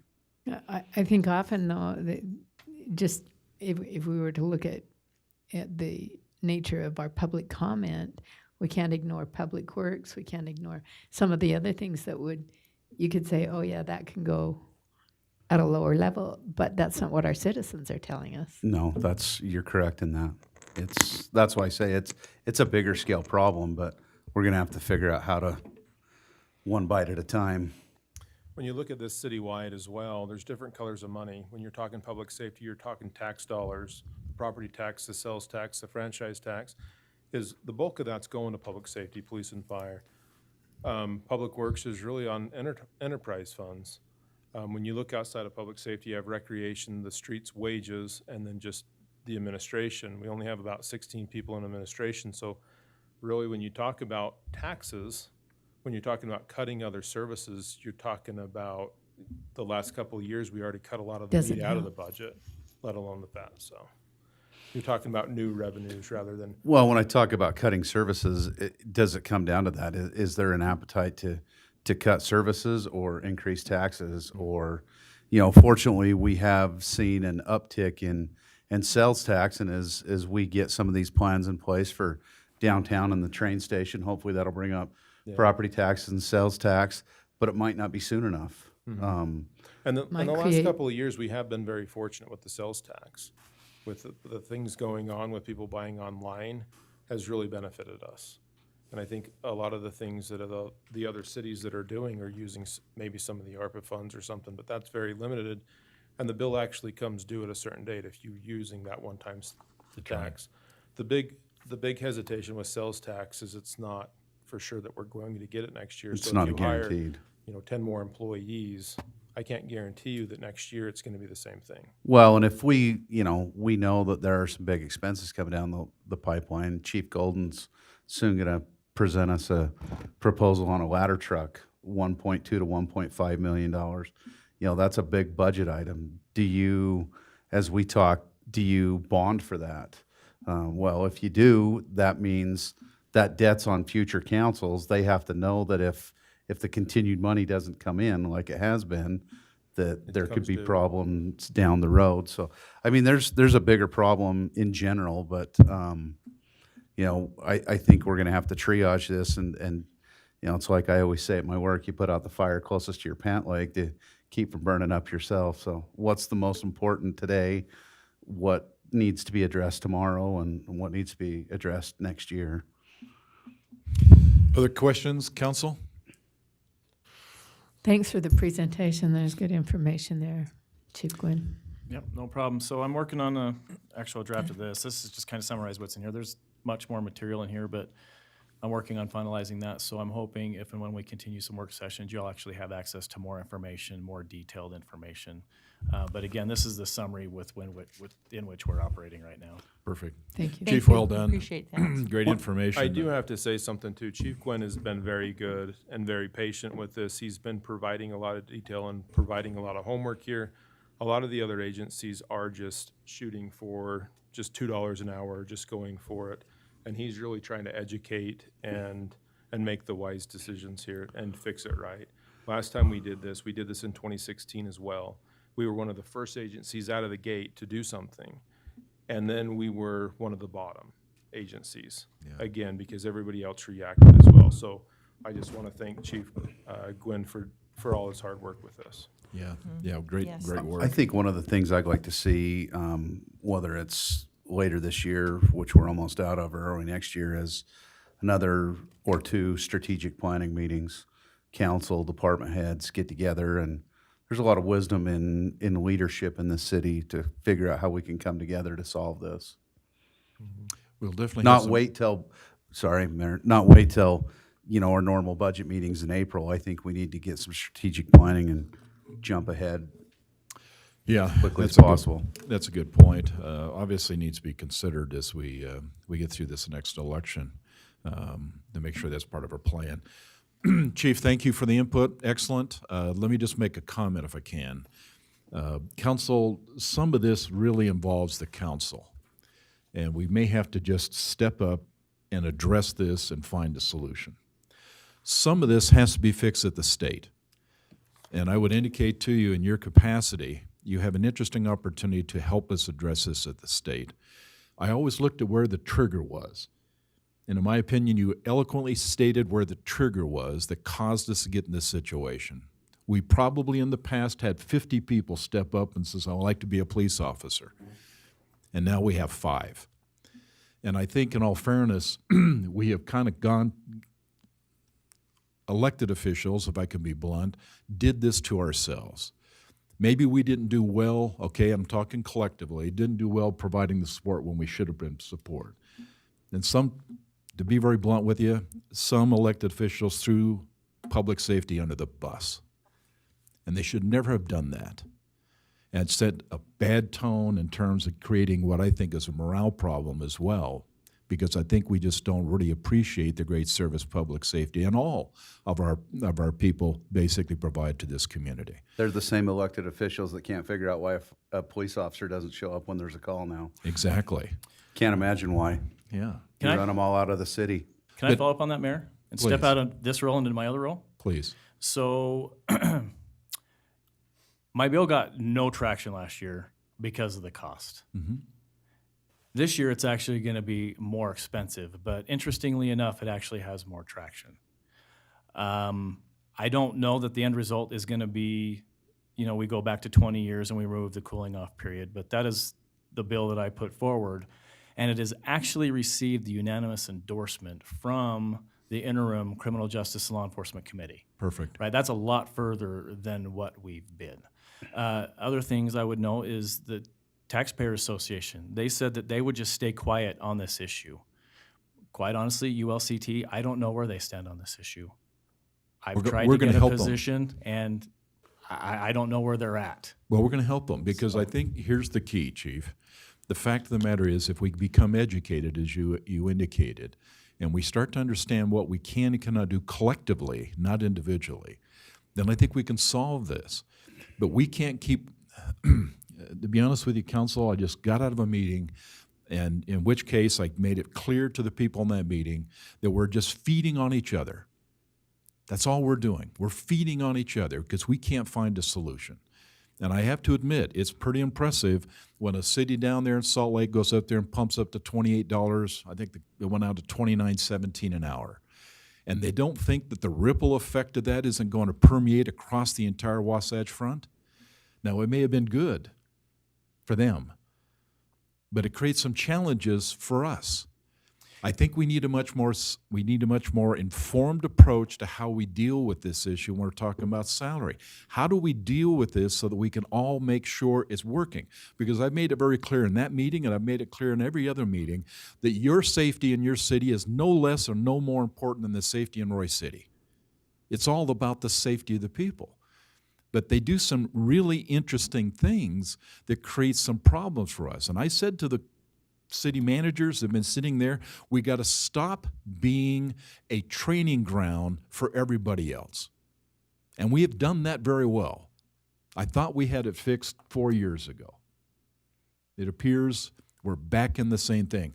And I can't help to think, Ross, you could stand up there and simply found the same problem happening in Public Works now. And not too long ago, we had the same issue we're facing in a fire department. These are really important, challenging issues, but we got to find the solution. And it bothers me. It bothers me when you only have 5 candidates who decide to want to sign up when you used to have 30. If I may, and I hope I'm not out of line, especially with the employee. 'Cause Not me. I'm not going to name him, but I had an individual come into my office the other day and express frustration because they love it here. But it's not just them that sees what's going on along the Wasatch Front, right? They become conflicted because now their spouse is coming to them and saying, you need to get out. Right? And now they're having that battle. I love it here, but my wife wants me to go. And that's just not fair to them. Absolutely agree. And Chief, I will tell you, in all fairness, this council, this elected official is 127% behind you, behind your team. The same thing we are with our fire department, with our employees. We're not going to throw you under the bus. Trust me, we're not throwing the bus. But the fact of the matter is there's some issues at the state that have to be fixed. And there's some issues within the city that has to be fixed. And we've got to step up and we've got to fix them because nobody else can. So whatever you need from us, whether we're talking the League of Cities and Towns and we simply says, mayors, we got to unite in this cause, which is what we're telling everybody. It's time to unite. And council, what we sit down in a meeting and we start planning the future, it's time for us to step up and deal with this issue. We have no choice. We put too much at risk. We've got some challenges. Great presentation. Thank you for the hard information. Really look forward to your package, more detail. It was really helpful. Thank you. Appreciate it. Thank you. Okay. Thank you. Council, we have a couple other discussion items. We're going to talk about the 4400 South traffic study that, Chief, I think you sent us to us and we went through it. If you'd like to talk a little bit more about that. Yeah, Chief Gwynn and I wanted to kind of tag team this a little bit for the technical questions. Chief is the one that ran this study. As you know, last council meeting, we talked a little bit about, we had public comment about 4400 South. And during that time, Chief Gwynn was doing a traffic study. We wanted to talk publicly about this traffic study. He did send it out. The average speed overall was 25 miles an hour. The posted speed limit is at 25. The average maximum speed is 31 miles an hour, and the average minimum speed is 18 miles an hour. So at the 85th percentile, the average speed is 29 miles an hour. Am I saying that accurately? Correct. So that means that 98% of the people that were driving that route, if they were caught, would not get cited for their speed. The highest speed that was clocked in that timeline from August 27th to September 3rd was at 43 miles an hour. 43? Yes, 43 miles an hour. So you were saying that an officer would have to stay there for a couple of weeks to find that one person that went 43 miles an hour. During the last 5 years, there was 3 accidents. Fortunately, 2 of those accidents happened pretty close together. One was a fleeing vehicle that had his lights off that lost control after the curve. We spoke a little bit about it today in the transportation plan. It does talk about a calming device in that area. Our Public Works Department does have a feedback sign. Now, I am not really convinced that the feedback signs provide much benefit. They're a challenge. They're kind of a challenge. How fast can I really go? But it might be, my recommendation, it might be a good location to put the feedback sign to see if they're effective. When we were having the conversation back with the engineer, the traffic engineer that was here, when we were doing our transportation planning, says the feedback signs are the most effective of just reminding people that don't realize that they're going over the speed limit. Yeah. And so I'm suggesting that I'm recommending that we could put that feedback sign down by the curve. to remind people if they are going in that speed or excess of that speed to slow down. But I can't, I would also recommend that we follow up with the traffic study at a later point in time, because they said about 6 weeks after that traffic or that calming device goes in, the effects of that calming device goes down. So I'd also like to readdress this to see if this is also beneficial for the city to look at these signs elsewhere in the city, or if we need to look at other traffic devices. Okay, we have a recommendation on the table to put that, that feedback sign. So it's one of those radar signs. I assume, Ross, it has probably either tied to electric power or you got a battery-operated solar at that location at 4400 South, close to the turn. You got my support. It's probably less intrusive than a calming circle. We still talking about calming circles, huh? They're very uncalming. We okay with that, council? You supportive of that? Okay, obviously, it sounds like Ross has got it already purchased, so it's just a matter of doing the install. Yeah. Okay. I'd like to ask a question, why the transportation plan felt that a calming device was there. That's one question. And then maybe Chief Gwynn, when you see results like this, does that mean to you, or does that say that, wow, we really need a calming device here in this area? So we've only had this traffic counter for, I think, like 6 months. What I'm looking at is any significant changes in that curve. And all of those emails, I suspect that if you put all of those charts I've given you over the last several months, that curve remains the exact same, right? So when we're asking an officer to sit there, we're asking them to sit there and try and catch that 1%, right?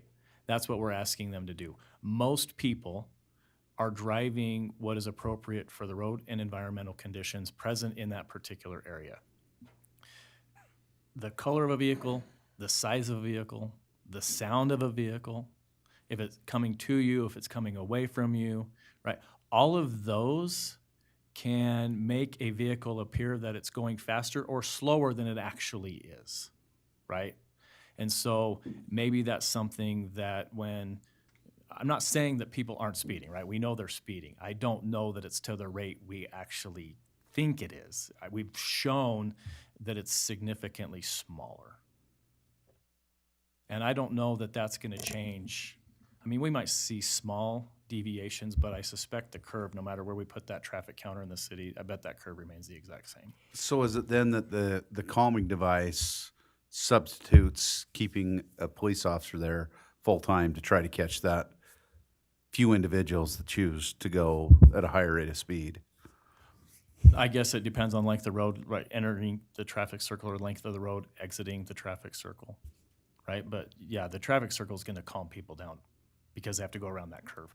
And when we No, look at that what I was saying is, when I say calming device, it's anything. Oh, calming Whether device. it's humps, bumps, flashing signs, circles. Right. The whole purpose of putting I think Council Member Wilson asked the reason for putting one there. And is it because there is an identified problem, but it's not to the rate of getting aggressive of parking a police officer there all the time? We put some other kind of a mechanical device there to bring to their attention or force slowing down. Yeah, so UDOT will tell you, right, that the speed feedback sign typically is not effective. However, in this location, you have this blind curve on this hill, right? And so if you're going to put a calming device or some type of reminder, that would be the location to do it. But you're doing it as a reminder of the conditions that you potentially can't see, okay? The reason why this individual vehicle that left the roadway is significant in this particular case, because I think it's kind of being used as I think it's trying to be used as an example of a problem that doesn't actually exist, right? In the last 5 years, we have no evidence to suggest that anyone's leaving the roadway in that area because of speed. The one vehicle that did was doing it while running from police at night with lights off. Right. So the studies would suggest, again, that most people drive appropriate for conditions, and the calming devices, they do have a novelty effect in the very beginning, but over time, the novelty effect wears off. Right. So would you say that with that information, a calming device really is even necessary? I mean, you got the same results, it sounds like, from many different places. And so where does that fit in? You know, I understand that speed bumps are going to slow people down forever and ever, but is that even really necessary? Do we really think that we need something? To me, it doesn't sound like it is as big of a problem as you mentioned. And so is it really necessary, or is it more of a placating or a reminder or that sort of thing? I think, again, in this particular circumstance, you have geographical conditions such as the hill. You have the curve, right, which aren't common throughout the city. So this would be a good place for something like that as a reminder. Hey, you're about to enter this winding road that's on a hill. Okay. Right? You need to make sure to check your speed. I guess the other answer to that question is that, you know, while they may not have an effect, so to speak, it does show the residents that we are listening to them and we are trying to address the problem. And yes, we could put a speed feedback sign out there because, you know, that's what they want, but is it really going to do anything substantive? Over time, not likely.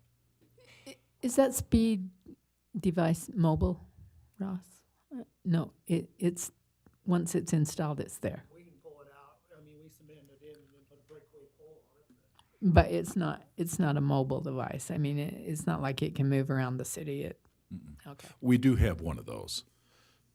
So if he has one of those, that if in fact we need to put a speed indication sign at a specific street, that I've seen it, I've driven by it, and it flashes lights and it tells me how fast I'm going, and that's on a trailer.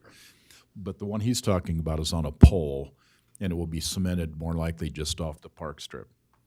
And I do think it's nice for people as a reminder, because most people do really try, and so, you know, have the respect. I think it's respecting people that are driving there, that, you know, we're not penalizing you and being punitive about it, but we're just trying to help you And out. one thing we could do too, if we decide to put that up, we can actually put the traffic counter up at the same time that feedback sign goes up. And then we can put the traffic counter back up, say 6 months from now, and do it a year from now, and then compare it to the study that we've already done and see what happens to that data over time. And that's something I'd actually be curious to see what happens. Yes.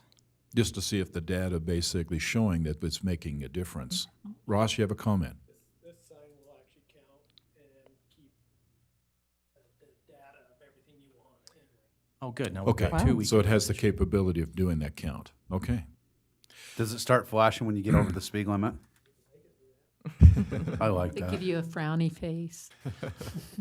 Maybe that's what we have to do, get some picture in there. Hey, Council, are you okay with that? The city manager's are making a recommendation to go ahead and put that sign at that location. You got my support vote. it? Yes. Okay.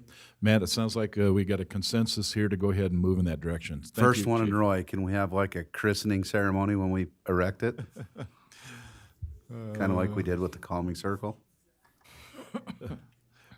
Okay, now next topic. Sandridge Park, is this a Travis? I can speak about that, talk Please. about this. So as many of you know, I don't believe a lot of the general public knows about this, but the Sandridge Park is actually owned by Weber School District. Many of us know that bathrooms have been a very big problem for us, for our community and others in the last couple of years, and there's no exception to that bathroom getting vandalized and actually to the point that is unusable. So there's currently a big hole in the ceiling. We met with Weber School District and they're agreeing to take that bathroom out. Bathrooms actually was originally our property. We put it in. School District, they are going to front the cost of taking that bathroom out. The reason why I want it on the agenda is for 2 reasons. First, of just talking about Weber School District taking out that bathroom, so it's not a surprise to people when it is. And then second, they've also reached out to us to see if we find value in the pavilions there as well. They're in the area, they have a demolition team. Do we still see value of not having bathrooms and having pavilions there? We're not going to be renting out the park or anything like that, but the playground's still in good shape. We're still anticipating that being there for a while. But we wanted to just see what the appetite is to take those pavilions out. I'm not making a recommendation either way. I'm really fine, just needed an answer to provide to Weber School District. I just. The pavilions are used, and I think that there's good reason to leave them there. I don't think they have to be reserved for people to use them, and they do use them. That's my observation. I was gonna say, if you're gonna get rid of the bathrooms, get rid of all of it, but Who maintains them then? If you leave them there, who maintains them? That's the question. Yeah, like currently this last year, Weber School District started maintaining a lot of the Sandridge Park area. I don't see a reason why the Weber School District should be maintaining pavilions for us though, because it's more for our citizens, their property, but it's not of any It's not a benefit to school the school use. district, and, yes. and you're so, my other thing is, you're so close to George Wall and North Park that, do we put our efforts into that park versus have, you know, we've got a big park that's got bathrooms and pavilions and. But I think you have a broader conversation here, is the public don't make a distinction between public parks or school parks or parks. They see that park as being a city park and they use it as a city park. Correct me if I'm wrong, but doesn't the city mow that lawn, or used to mow that lawn? We Used to, they don't now. We used to, the district's taken that over. It's been, obviously last year with COVID and this year because of lack of restroom facilities, it's been multiple years since we've even rented that park out. From a programming perspective, we haven't ran any programming out of that park for a couple of years since George Wallen Park got online. It's about a little less than 0.2 of a mile away, North George Wallen Park is. Yeah, but you would agree with me, Travis. I see people there. I think Councilmember Wilson's point's well taken. I see people utilizing that facility, and if, for an example, if there's a way by which we can kind of team this effort and use that facility for its intended purpose, which is a park, then I say we ought to take advantage of that. Now, the question is the pavilion. And in reference to pavilion, if the people are using that, I've been invited to activities where groups go in there and they'll fill that place up with that, and I sometimes get a chance to talk at those events that there. So I agree the issue with the restrooms probably is appropriate, but I question whether or not it's in the best interest to the city, regardless of whether that's school or whether that's a city park, if the pavilions need to go down with it. I mean, surely we're there, we could do it easily enough, but the challenge would be is that I think it's an expected service provided to the community. So I'm not sure what you're looking for on this, Matt, if you're looking for a Just go or needed to no-go. Provide an answer back to Weber School District. I still really. go back to who maintains the Yeah, pavilion if then. we don't Well, own is it it, okay? Well, do we own the pavilion materials? Because like we used to own the. I would have to look it up. I would imagine, yes, we put in the pavilions. I can't say guessing for we sure. made the They're pretty improvements. old, you know, and we do have some cement issues there as well. Once we take that, or the school district takes the bathroom down, they will lose all power. You know, frankly speaking, you won't be able to plug any outlets or anything like that into it.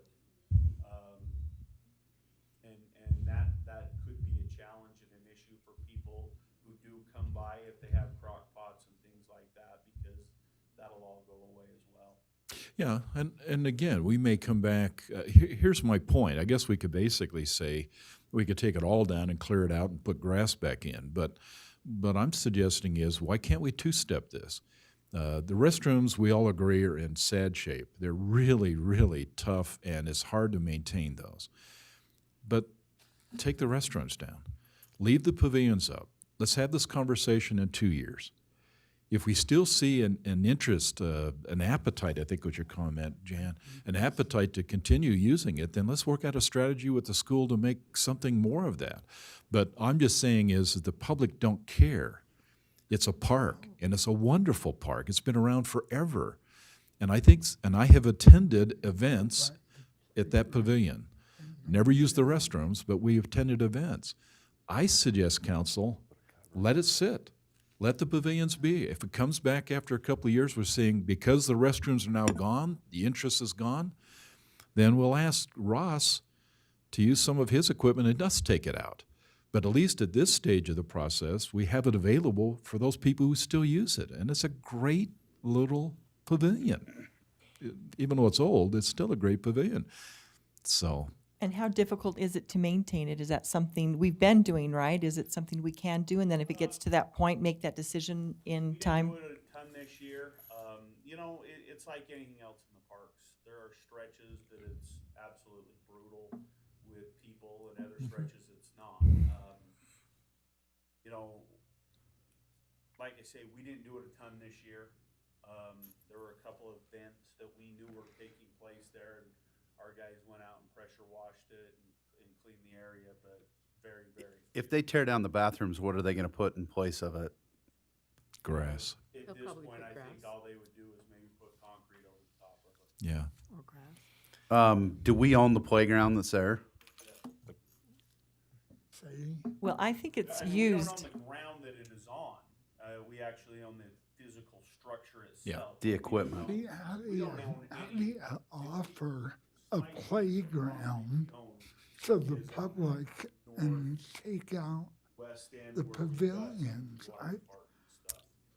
That don't make sense, I does it? I would really like to leave the pavilion there. I mean, they haven't used bathrooms for a long time. You don't have to have a bathroom to have a pavilion and use it, you know? I mean, and George Wallen's not that far, but on the other hand, there's a different ambiance and feeling to this park that is completely different, in my opinion. So it's used for, in a different way. And if we have the opportunity, if the, school district's allowing us to use it and our citizens to use it, I'd like to be able to allow them. It's there now. Allow them to continue using that. If it's not too much work, and it doesn't sound like it needs to be that much work, maybe just an occasional thing. And I think the citizens are fine with that. I agree. What do you need, Matt? You need a vote? Just to know? If we feel like it's split, maybe, that would be probably the best. Well, I can only indicate to you is that the mayor gets to vote if it's a tie. Yep, so it doesn't look like it's split. And guess which way the mayor's gonna go? Okay. So, We'll let the school district know. my recommendation is take the restrooms out and leave the pavilion. Let's measure that over the next couple of years, and let's see if it's changed. If we find there's absolutely no use, then I say we go back and revisit it. But it's just gonna get turned into concrete. And if it goes into concrete, there's no value for anybody. At least today, if a person wants to sit down and get out of the sun, that's a perfect spot for that, as they watch their kids out there in the field to play ball or whatever they want to do. So I think you leave it. And if Travis's team basically comes back over a 2-year period and says, hey, we're finding some value in it, then we keep it. We modernize it. We look at it. If he comes back and says it's not being used, then let the council set to make the decision to take that out too. But at least we can try to take advantage of that. It's been around a long time. It's been used a long time. Let's don't disrupt that. Again, though, I think you're gonna have to work that collaboratively with the school district. Because Exactly. it's not on our property. Agreed. And So that's the if key they is- say no, But then that answers the Then- question. Well, and Then what's it's their not up to long-term us. aspect? I think there's some potential long-term aspects of what their thoughts are with that. I but- don't know that. I don't have that answer, Joe. But until And that and I would comes, probably abstain from a vote anyway. Yeah, that's right. I'm the odd man out, let it stay. Okay. You okay with that? Yeah, no, You got I'm an totally excellent? fine. Okay, perfect. Matt, I think you're also going to talk about citizen survey. Would you like to share your thoughts on that? Yeah, so last year, we entered an agreement with Y2 Analytics. They did a citizen survey for us. We're in contract with them that they can do another subsequent citizen survey. We don't have to do one, but the price did go down substantially. The cost last year was $17,000. This year, if we decided to do one, it would be hovering right around $9,000. So they have the sample out there. If we find value in that, we can start having that conversation. I just wanted to talk about it because it's an option that we have. There's many things that we're talking about in the city, including cemetery, public safety, fiber, anything like that. If we find value in doing a survey, we can reach out to them and have them start that process. One of the things that we did talk about, and one of the hiccups that we had last time, is that we had the survey for the sample, and that's important to get the accurate data, to have that sample. But there was some citizens that were a little, I don't want to say upset, but they would have liked to take that survey afterwards.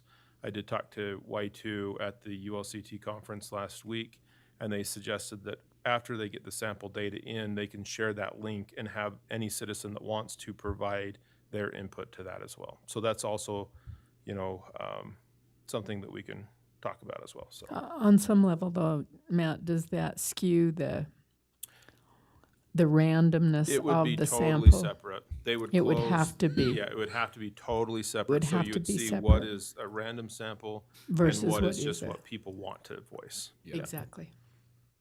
Yep. Okay, council, here's what we got. I think there's some really good opportunities here. Absolutely. You can do the one on fiber. We need to understand what the population needs. It's coming, whether we believe it or not. It's going to be something we have to face. How we choose to involve Roy City into it. We've already got parts of Roy City involved in it, but I think I'd like to have a good idea of what the public thinks about in terms of installing fiber. I think there's an issue about cemetery. It was strong back in 2016, 2017 in a survey. It'd be nice to know what their position is today. And we could tap into that and ask that question on the cemetery. I think certainly our presentation on public safety Public tonight would be safety. I really think that should be critical. one of the top key things right now, because to know what the people are interested in, what, Their appetite for paying. right. The money has to come from somewhere, and it's them. And what are they willing for? Matt, I'm sensing, the council, what are your thoughts on that? I think it could be very useful. I think we could get I some think good we information. consistently do public survey. I think if our citizens start to understand that is their voice, then they'll be very anxious to participate and we'll get a high level of participation on it. How many participated? Last, Uh, I want to say 800. It seems like I think that that's came to right, but I mind. think also that the data that they provided for us, in my mind, in my memory, was that was an adequate sample. Yes. That was an adequate sample for giving information, especially given that it was very random, that it covered many areas, many demographics of our city. Yeah. And so even though it sounds like it's a small sample, it actually is greater than most statistical surveys. And they told us exactly what that was. 660. Okay, they told us how accurate that would be, and my memory was that it was within 2%, that was the standard error. deviation. Yeah. Yeah. They did, I believe they sent like 4,500 surveys around, and that's who participated out of it. But they were But able the to show standard where they, deviation was 2%, I think. And so it was. regardless of what they got back on the information, it was within 2% accuracy. Okay, Joel, Brian, we got two council members here who believe that's a good thing to do. What's your thoughts? I see it. Okay, Joe's suggesting. Brian, thoughts? What did Joe say? He just raised his thumb. I'll take. Because I want to be like Joe. Oh, you're Tall so. order. Okay, then I give up. Well, Matt, I think we got I a council. like it though. Yeah, consensus. Maybe Here- we can put on another agenda or send out emails to say what do we want the topics to be. Exactly. Then, council, I'd like you to be thinking about what kinds of questions, just not necessarily the detailed questions, but the topics. Yeah. And then let's let the experts focus on the type of questions that'll be helpful. Send those to Matt, and let Matt go ahead and we'll assemble that, come back to the council when we're ready to pull the trigger. Okay? May I suggest, okay, Matt, department heads oftentimes have a real insight, okay, to issues even the council's not aware of. Allow that invitation to go out to the department heads as well, to ask them also what they think the kind of questions we ought to be asking in a survey. That would be very helpful, I think, as well. I think they would be key. Yeah, I think they'll have some real insight in your questions. So if you would be thinking about that, share those, get those to Matt, and then let's see if we can't get a survey out there that's going to really provide us some real insight of what people's thinking. Okay, we now have the Weber Basin Flip Your Strip program. Want to talk a little bit about that? I'm not so sure, Matt, you sent out some information to us. Specifically, this information you sent, and I made a copy of everything that we had on the topic and sent that to the council. I think it went into the packet as well. Let's go ahead and introduce that again. I really am looking for a decision from the council how we move or where we move in reference to this Flip Your Strip program. Okay. So in your packet was an email that I sent out with some information from Weber Basin Water. In order to join the Flip Your Strip, I'm gonna briefly go back over this. I talked a little bit about it in the manager's discussion last council meeting. But in order to qualify, there's basically two things you have to do. One is we have to have the flexibility in our ordinance to have the proper landscaping in the strip, in which we qualify for already. They went over through our code, which you see later on in the packet regarding landscaping, and we do qualify. The second, the big thing is the new construction that we would have on single-family developments. You could not exceed irrigated turf of 35%. And then the multi-use or commercial would be limited to 15%. So in order to do something like this, we would have to change our code. So we want to see what the appetite is through the council to push that back through the planning commission, as it is a zoning requirement, to see if we wanted to join that program. Thoughts, comments on that? I will just jump in. I believe that there has been a little bit of maybe a misperception or maybe actually even misleading information from the Conservancy to citizens. They make it sound like this is easy here, just flip your strip, we'll pay you money, but then they hold the city hostage because they are now requiring zoning change and ordinance changes that really don't have anything specifically to do with flip your strip. And I guess I'm a little disappointed in them that they're advertising it one way and they're kind of have an underlying subversive motivation or agenda underneath it, is what it kind of sounds like. I was very disappointed as I started reading more of the details and started getting into it. And so Like it's a much broader issue yes, than just flipping the strip. right. And so I found myself very disappointed. And then they advertise it, well, Layton did it and Washington Terrace did it. And we're going, the customer is the citizen. Roy City is not the customer for the Conservancy District. And now we're getting put in the middle of this, and we're getting kind of squeezed with pressure. I'm just very disappointed in their approach and what they're requiring and insisting from what it originally sounds like when they're advertising it. Well, and the other thing, I agree with you on that. The other thing that people don't realize, I get it, grass takes water. But I'll tell you, Xeriscape takes a lot more effort and energy than grass does. I walk my streets in my neighborhood, and the people that's put in rocks and put in Xeriscape, they're full of weeds. So now we got a weeded rock bed versus, nice looking. I'd much rather have grass than your other stuff, because people tend to take the path of least resistance. They don't realize grass is the path of least resistance. Now you got to deal with the water issue. Can we get better grass? Can we get drought tolerant grass? What is some other issues? So there are communities where I've seen Xeriscape work, but they will tell you there's a lot of effort that's put into it. And so that's my concern of that little patch of grass that you're getting rid of is actually a lot easier to take care of than what you're about ready to put in there.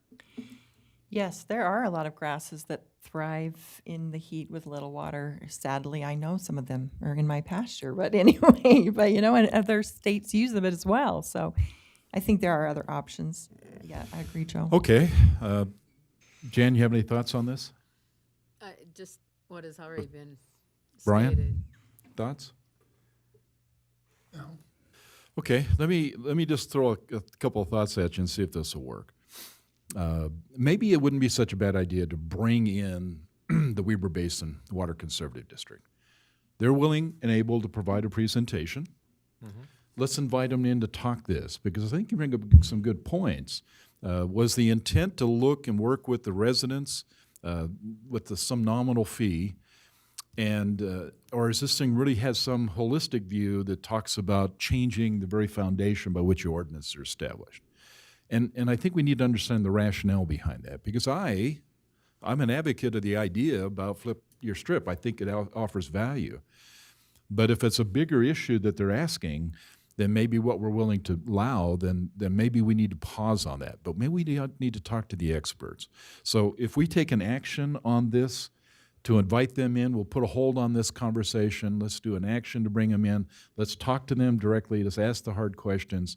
And let's see if we can walk away with that meeting with a clear understanding of where do we go from here.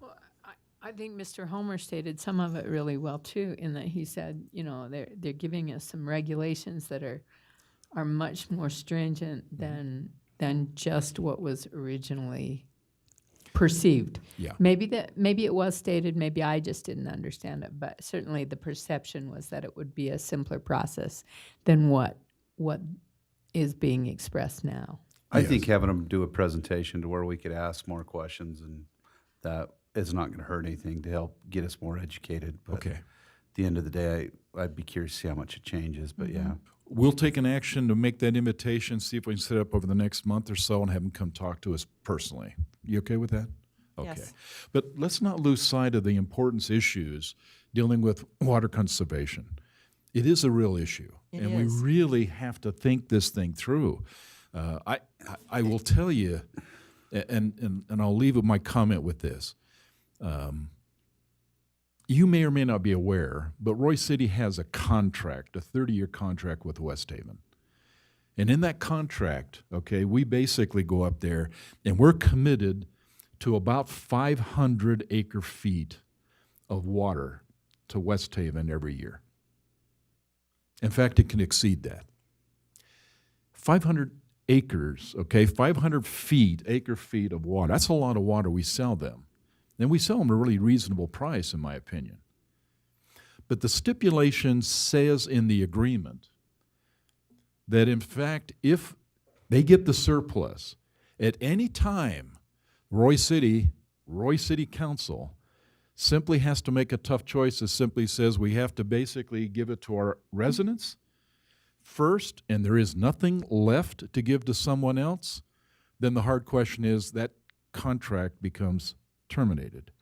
Interesting enough, it's a 180-day notice to terminate that contract. 180 days, 6 months. If we told them today it'd take us 6 months before we can implement this. This drought we're experiencing is tough. And all indications suggest is it ain't going to get any better next year. Well, Here's the key. We need to look at all parts of this to the point where we still see today people watering their lawns, not with secondary water, that's been turned off, but with culinary water. And they're still using it. I live in a neighborhood west of me that Yeah, most of that neighborhood is Culinary water. I think one thing that we could partner with Weber Basin Conservancy is to better educate people.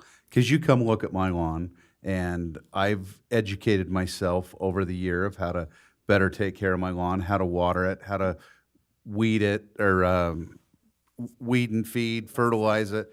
And I've got a luscious green lawn, and I stayed within the guidelines of the watering program. And so, you know, does it mean you aerate more? Does it mean you power rake? Does it mean you fertilize, you know, water deeper, not as often?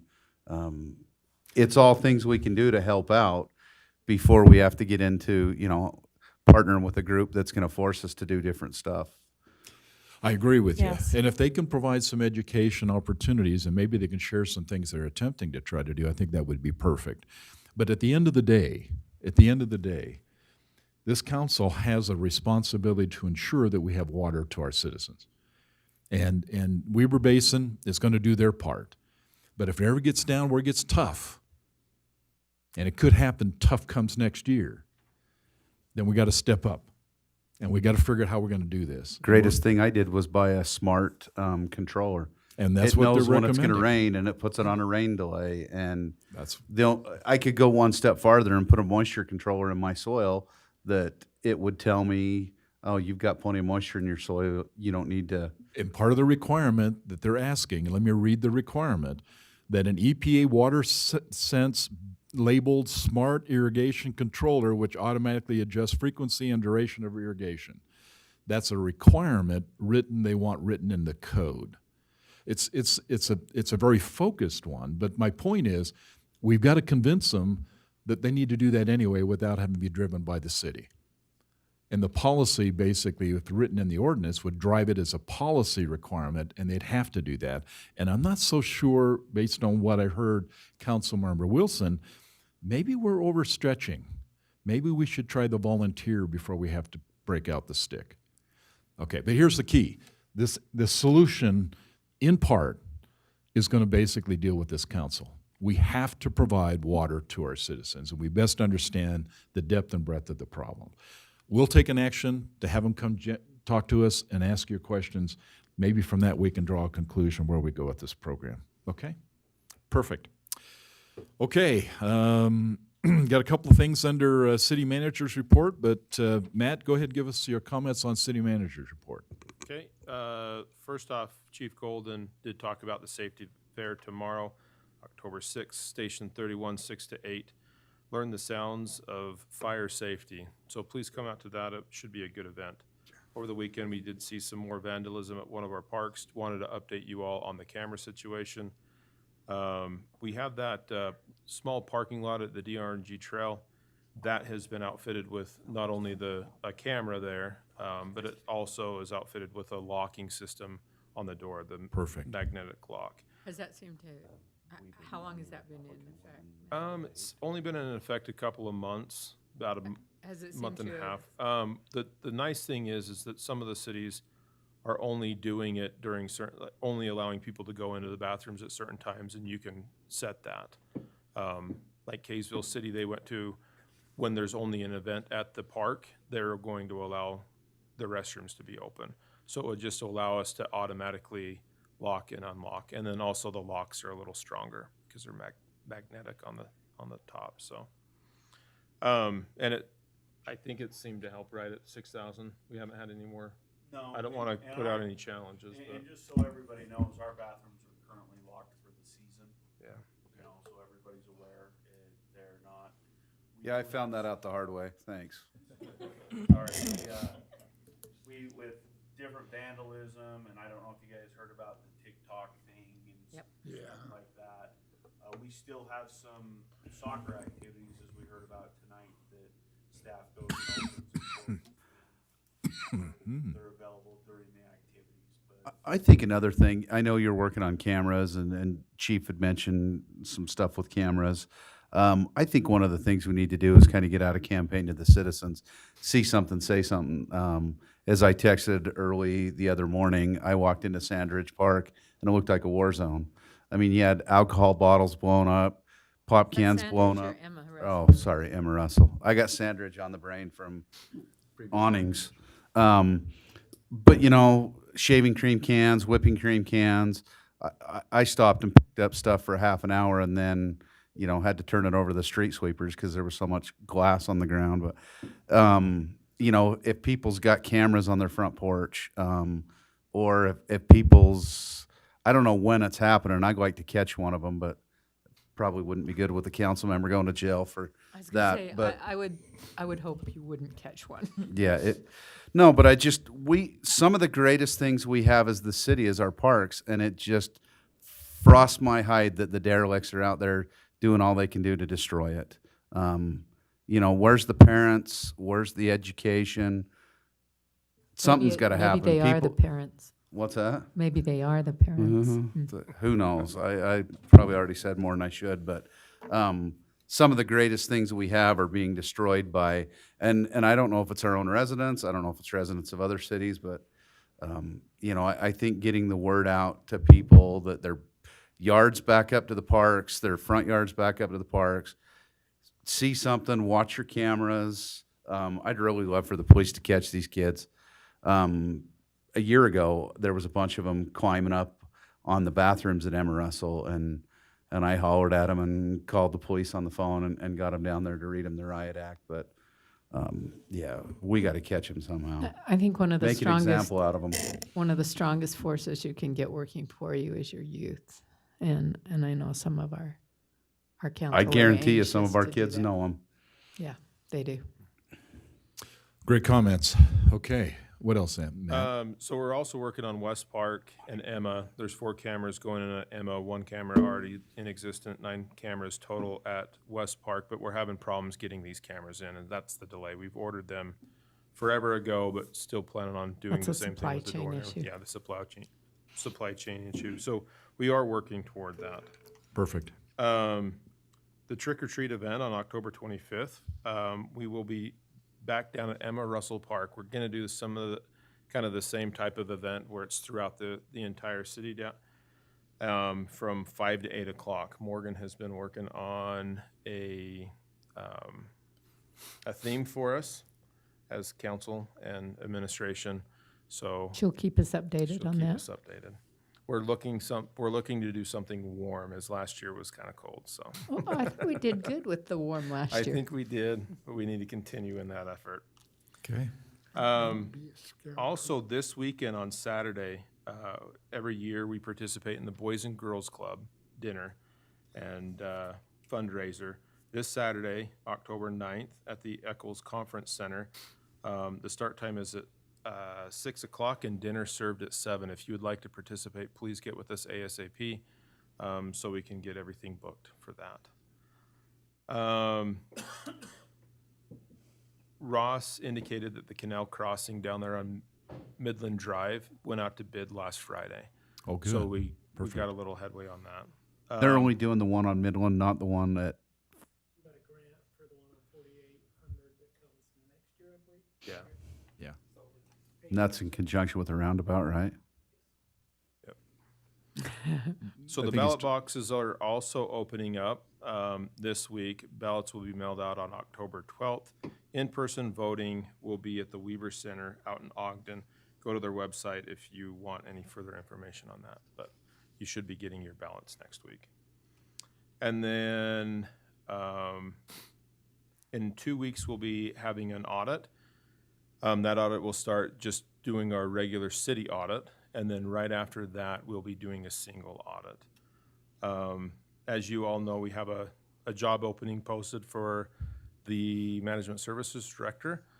That will be closing this next week, so she wants to also have a couple of words if she may. So. Mayor and Council, I really appreciate the opportunity to take a few minutes of the manager's report to make a few comments this evening. Employees are the greatest asset to the city. Without employees, we wouldn't be able to provide any services to our residents. Roy City employees are caring, loyal, and they truly want to make a difference to serve our community. Higher and more competitive salaries are not just a problem facing Roy City. This is a statewide issue without an easy solution. From a financial perspective, it's a difficult balance to recommend committing the city long-term to higher pay scales versus the feasibility of being able to afford these changes moving forward into the future.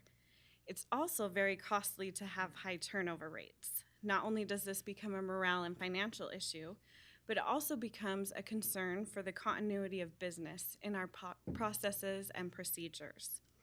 It is imperative that we as a city continue with the salary surveys once administration has the data available to present.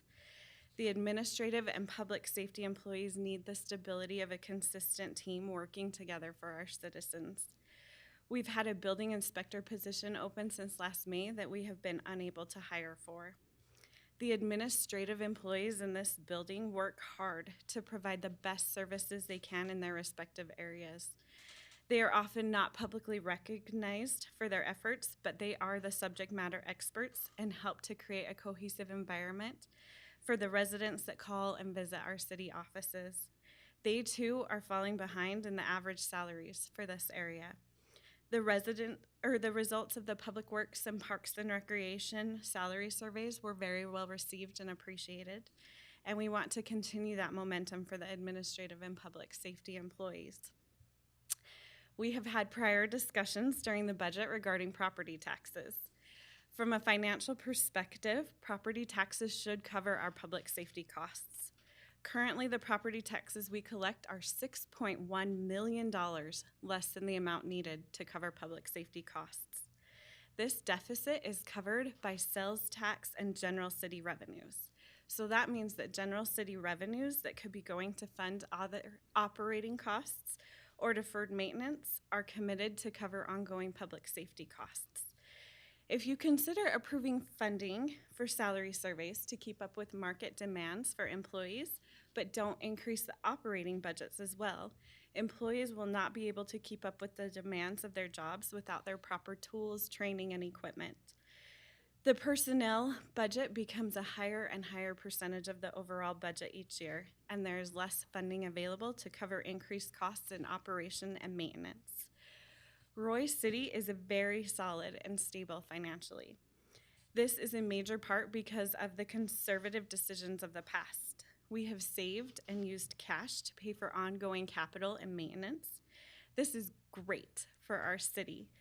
But in order to continue moving forward as financially solid, we need to consider our most stable form of revenue. Sales tax is highly volatile. Property taxes are the only revenue that the city can control. I anticipate in the next budget process, there will be discussions and quite possibly a recommendation to hold the property tax rate each year. This methodology will require a truth in taxation process. However, it will enable the city to collect the increases in property values each year to maintain the current levels of service. The process can only take place in August of each year, so I highly encourage each of you to educate yourselves and your constituents and to consider holding the property tax rates flat to continue to provide steady revenue sources for the future of our city. I would also like to take a minute to thank the other department directors. They are all incredible leaders who have the best interest of the city in mind and work hard to move the city in the right direction. They come together to create a collaborative environment, and I couldn't ask for better colleagues to serve with. I would also like to thank the employees citywide. They are the most loyal, community-driven people I have ever known. They care about the residents, each other, and the services that they provide. Brady, Cassie, Tanya, Natalie, Nikki, Brittany, Jacqueline, Adriana, Audrey, Amy, Haley, and Alyssa make an amazing team, and I know they can accomplish great things together. I want them to know that the city sees them. I'm sorry, I didn't expect to get emotional. And recognizes and appreciates the work that they do every day. I am excited to see what the future holds for management services. Matt is a tremendous city manager. I don't think any of us realize the time and effort that he spends and puts into this city. He always makes decisions based on the best interest of the city and leads the city team toward greatness with every decision he makes. He balances the needs of employees and residents, and he continuously provides advice and support to everyone he comes in contact with. He is a great leader and has and will continue to do great things for Roy City. Mayor and council, we don't always bring forward decisions to you that are easy. A lot of times they are very hard solutions. And we as administration really appreciate your thoughtful consideration of each agenda item and the decisions that you make. We thank you for your continued support of the Roy City team, and I appreciate you giving me the opportunity to be part of that team. Thank you. Thank you very much. Thanks, Camille. Great comments.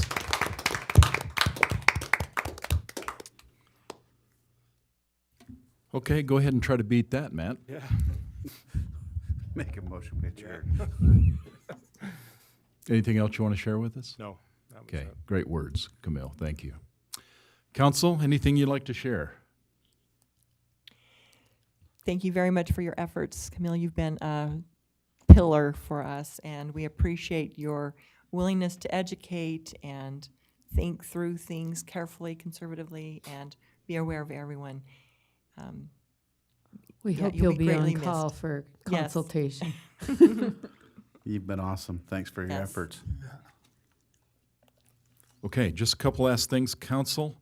Let me begin. We have not seen the ARPA funds since you haven't presented a budget to us that needs to be adjusted. So obviously, we're gonna have to work through that. When that all comes about, we'll send information, but at this moment, we don't have it. I will indicate to you, if you'd like to get out to the public, Ross, your dumpsters will be available to the public October 18th through the 30th. That's the normal working hours, including Saturday, but not Sunday.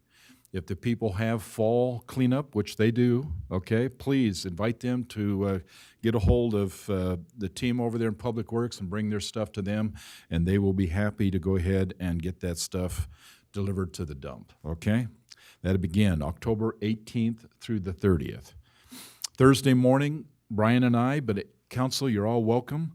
We are going to go to the Country View Elementary at 8 o'clock. It's about a 45-minute to an hour. We actually escort the young children going to elementary on their walk to school day. It happens once a year. I've done it a few times. It's a lot of fun. The kids have a lot of great time. And I have a feeling we may just barely not get wet. That'll be the first time in a while. Well, I got last time I was there. But if you can join us, 8 o'clock on Thursday, it'll be a lot of fun. Last but not least, and sorry it didn't come up as a discussion item, but it still warrants a conversation.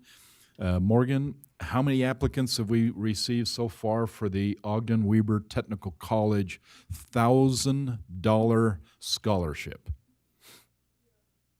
None. Let me repeat that one more time.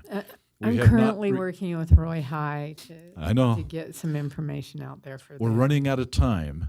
I sent you a piece of paper that basically suggests that maybe we just restructure the application process. And all it asks would be is, would you be willing to basically consider just allowing the person write in 100 words or less why they believe they're the best candidate for the scholarship? It's very simple. It could get us some people who basically would be willing to submit, get them to Morgan, and give the council an opportunity to look over a few to be able to make a selection. Are you okay with that? I like that a lot better. I think. You okay? Yes. Okay. Then Morgan, if you would, okay, let's shape that. I think I courtesy copied you on the email. Let's go ahead and get that posted again. And this time, let's go ahead and tell them all we're looking for is a 100-word or less essay explaining why they believe they're the best candidate for that, if they can get it to us. We do not have a lot of time. We have to have the name and delivered to OWATC by the 3rd of December. And the council still needs to make the selection. That has to happen in November, so we're just running out So of time. give them a deadline. We did. She said the 15th of October, but I'm afraid we're going to have to stretch that off to probably about the 7th or 8th of November to Okay. get this thing done.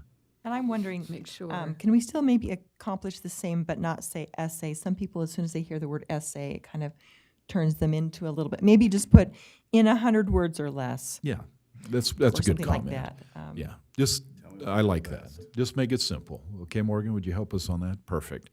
Council, anything else? I make a, Brian? I'll defer my motion to Brian's comment.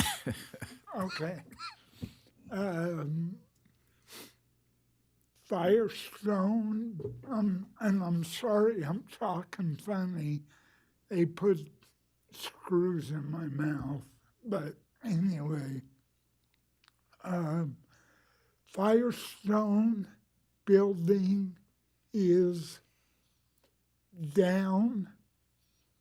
The Sinclair building is down.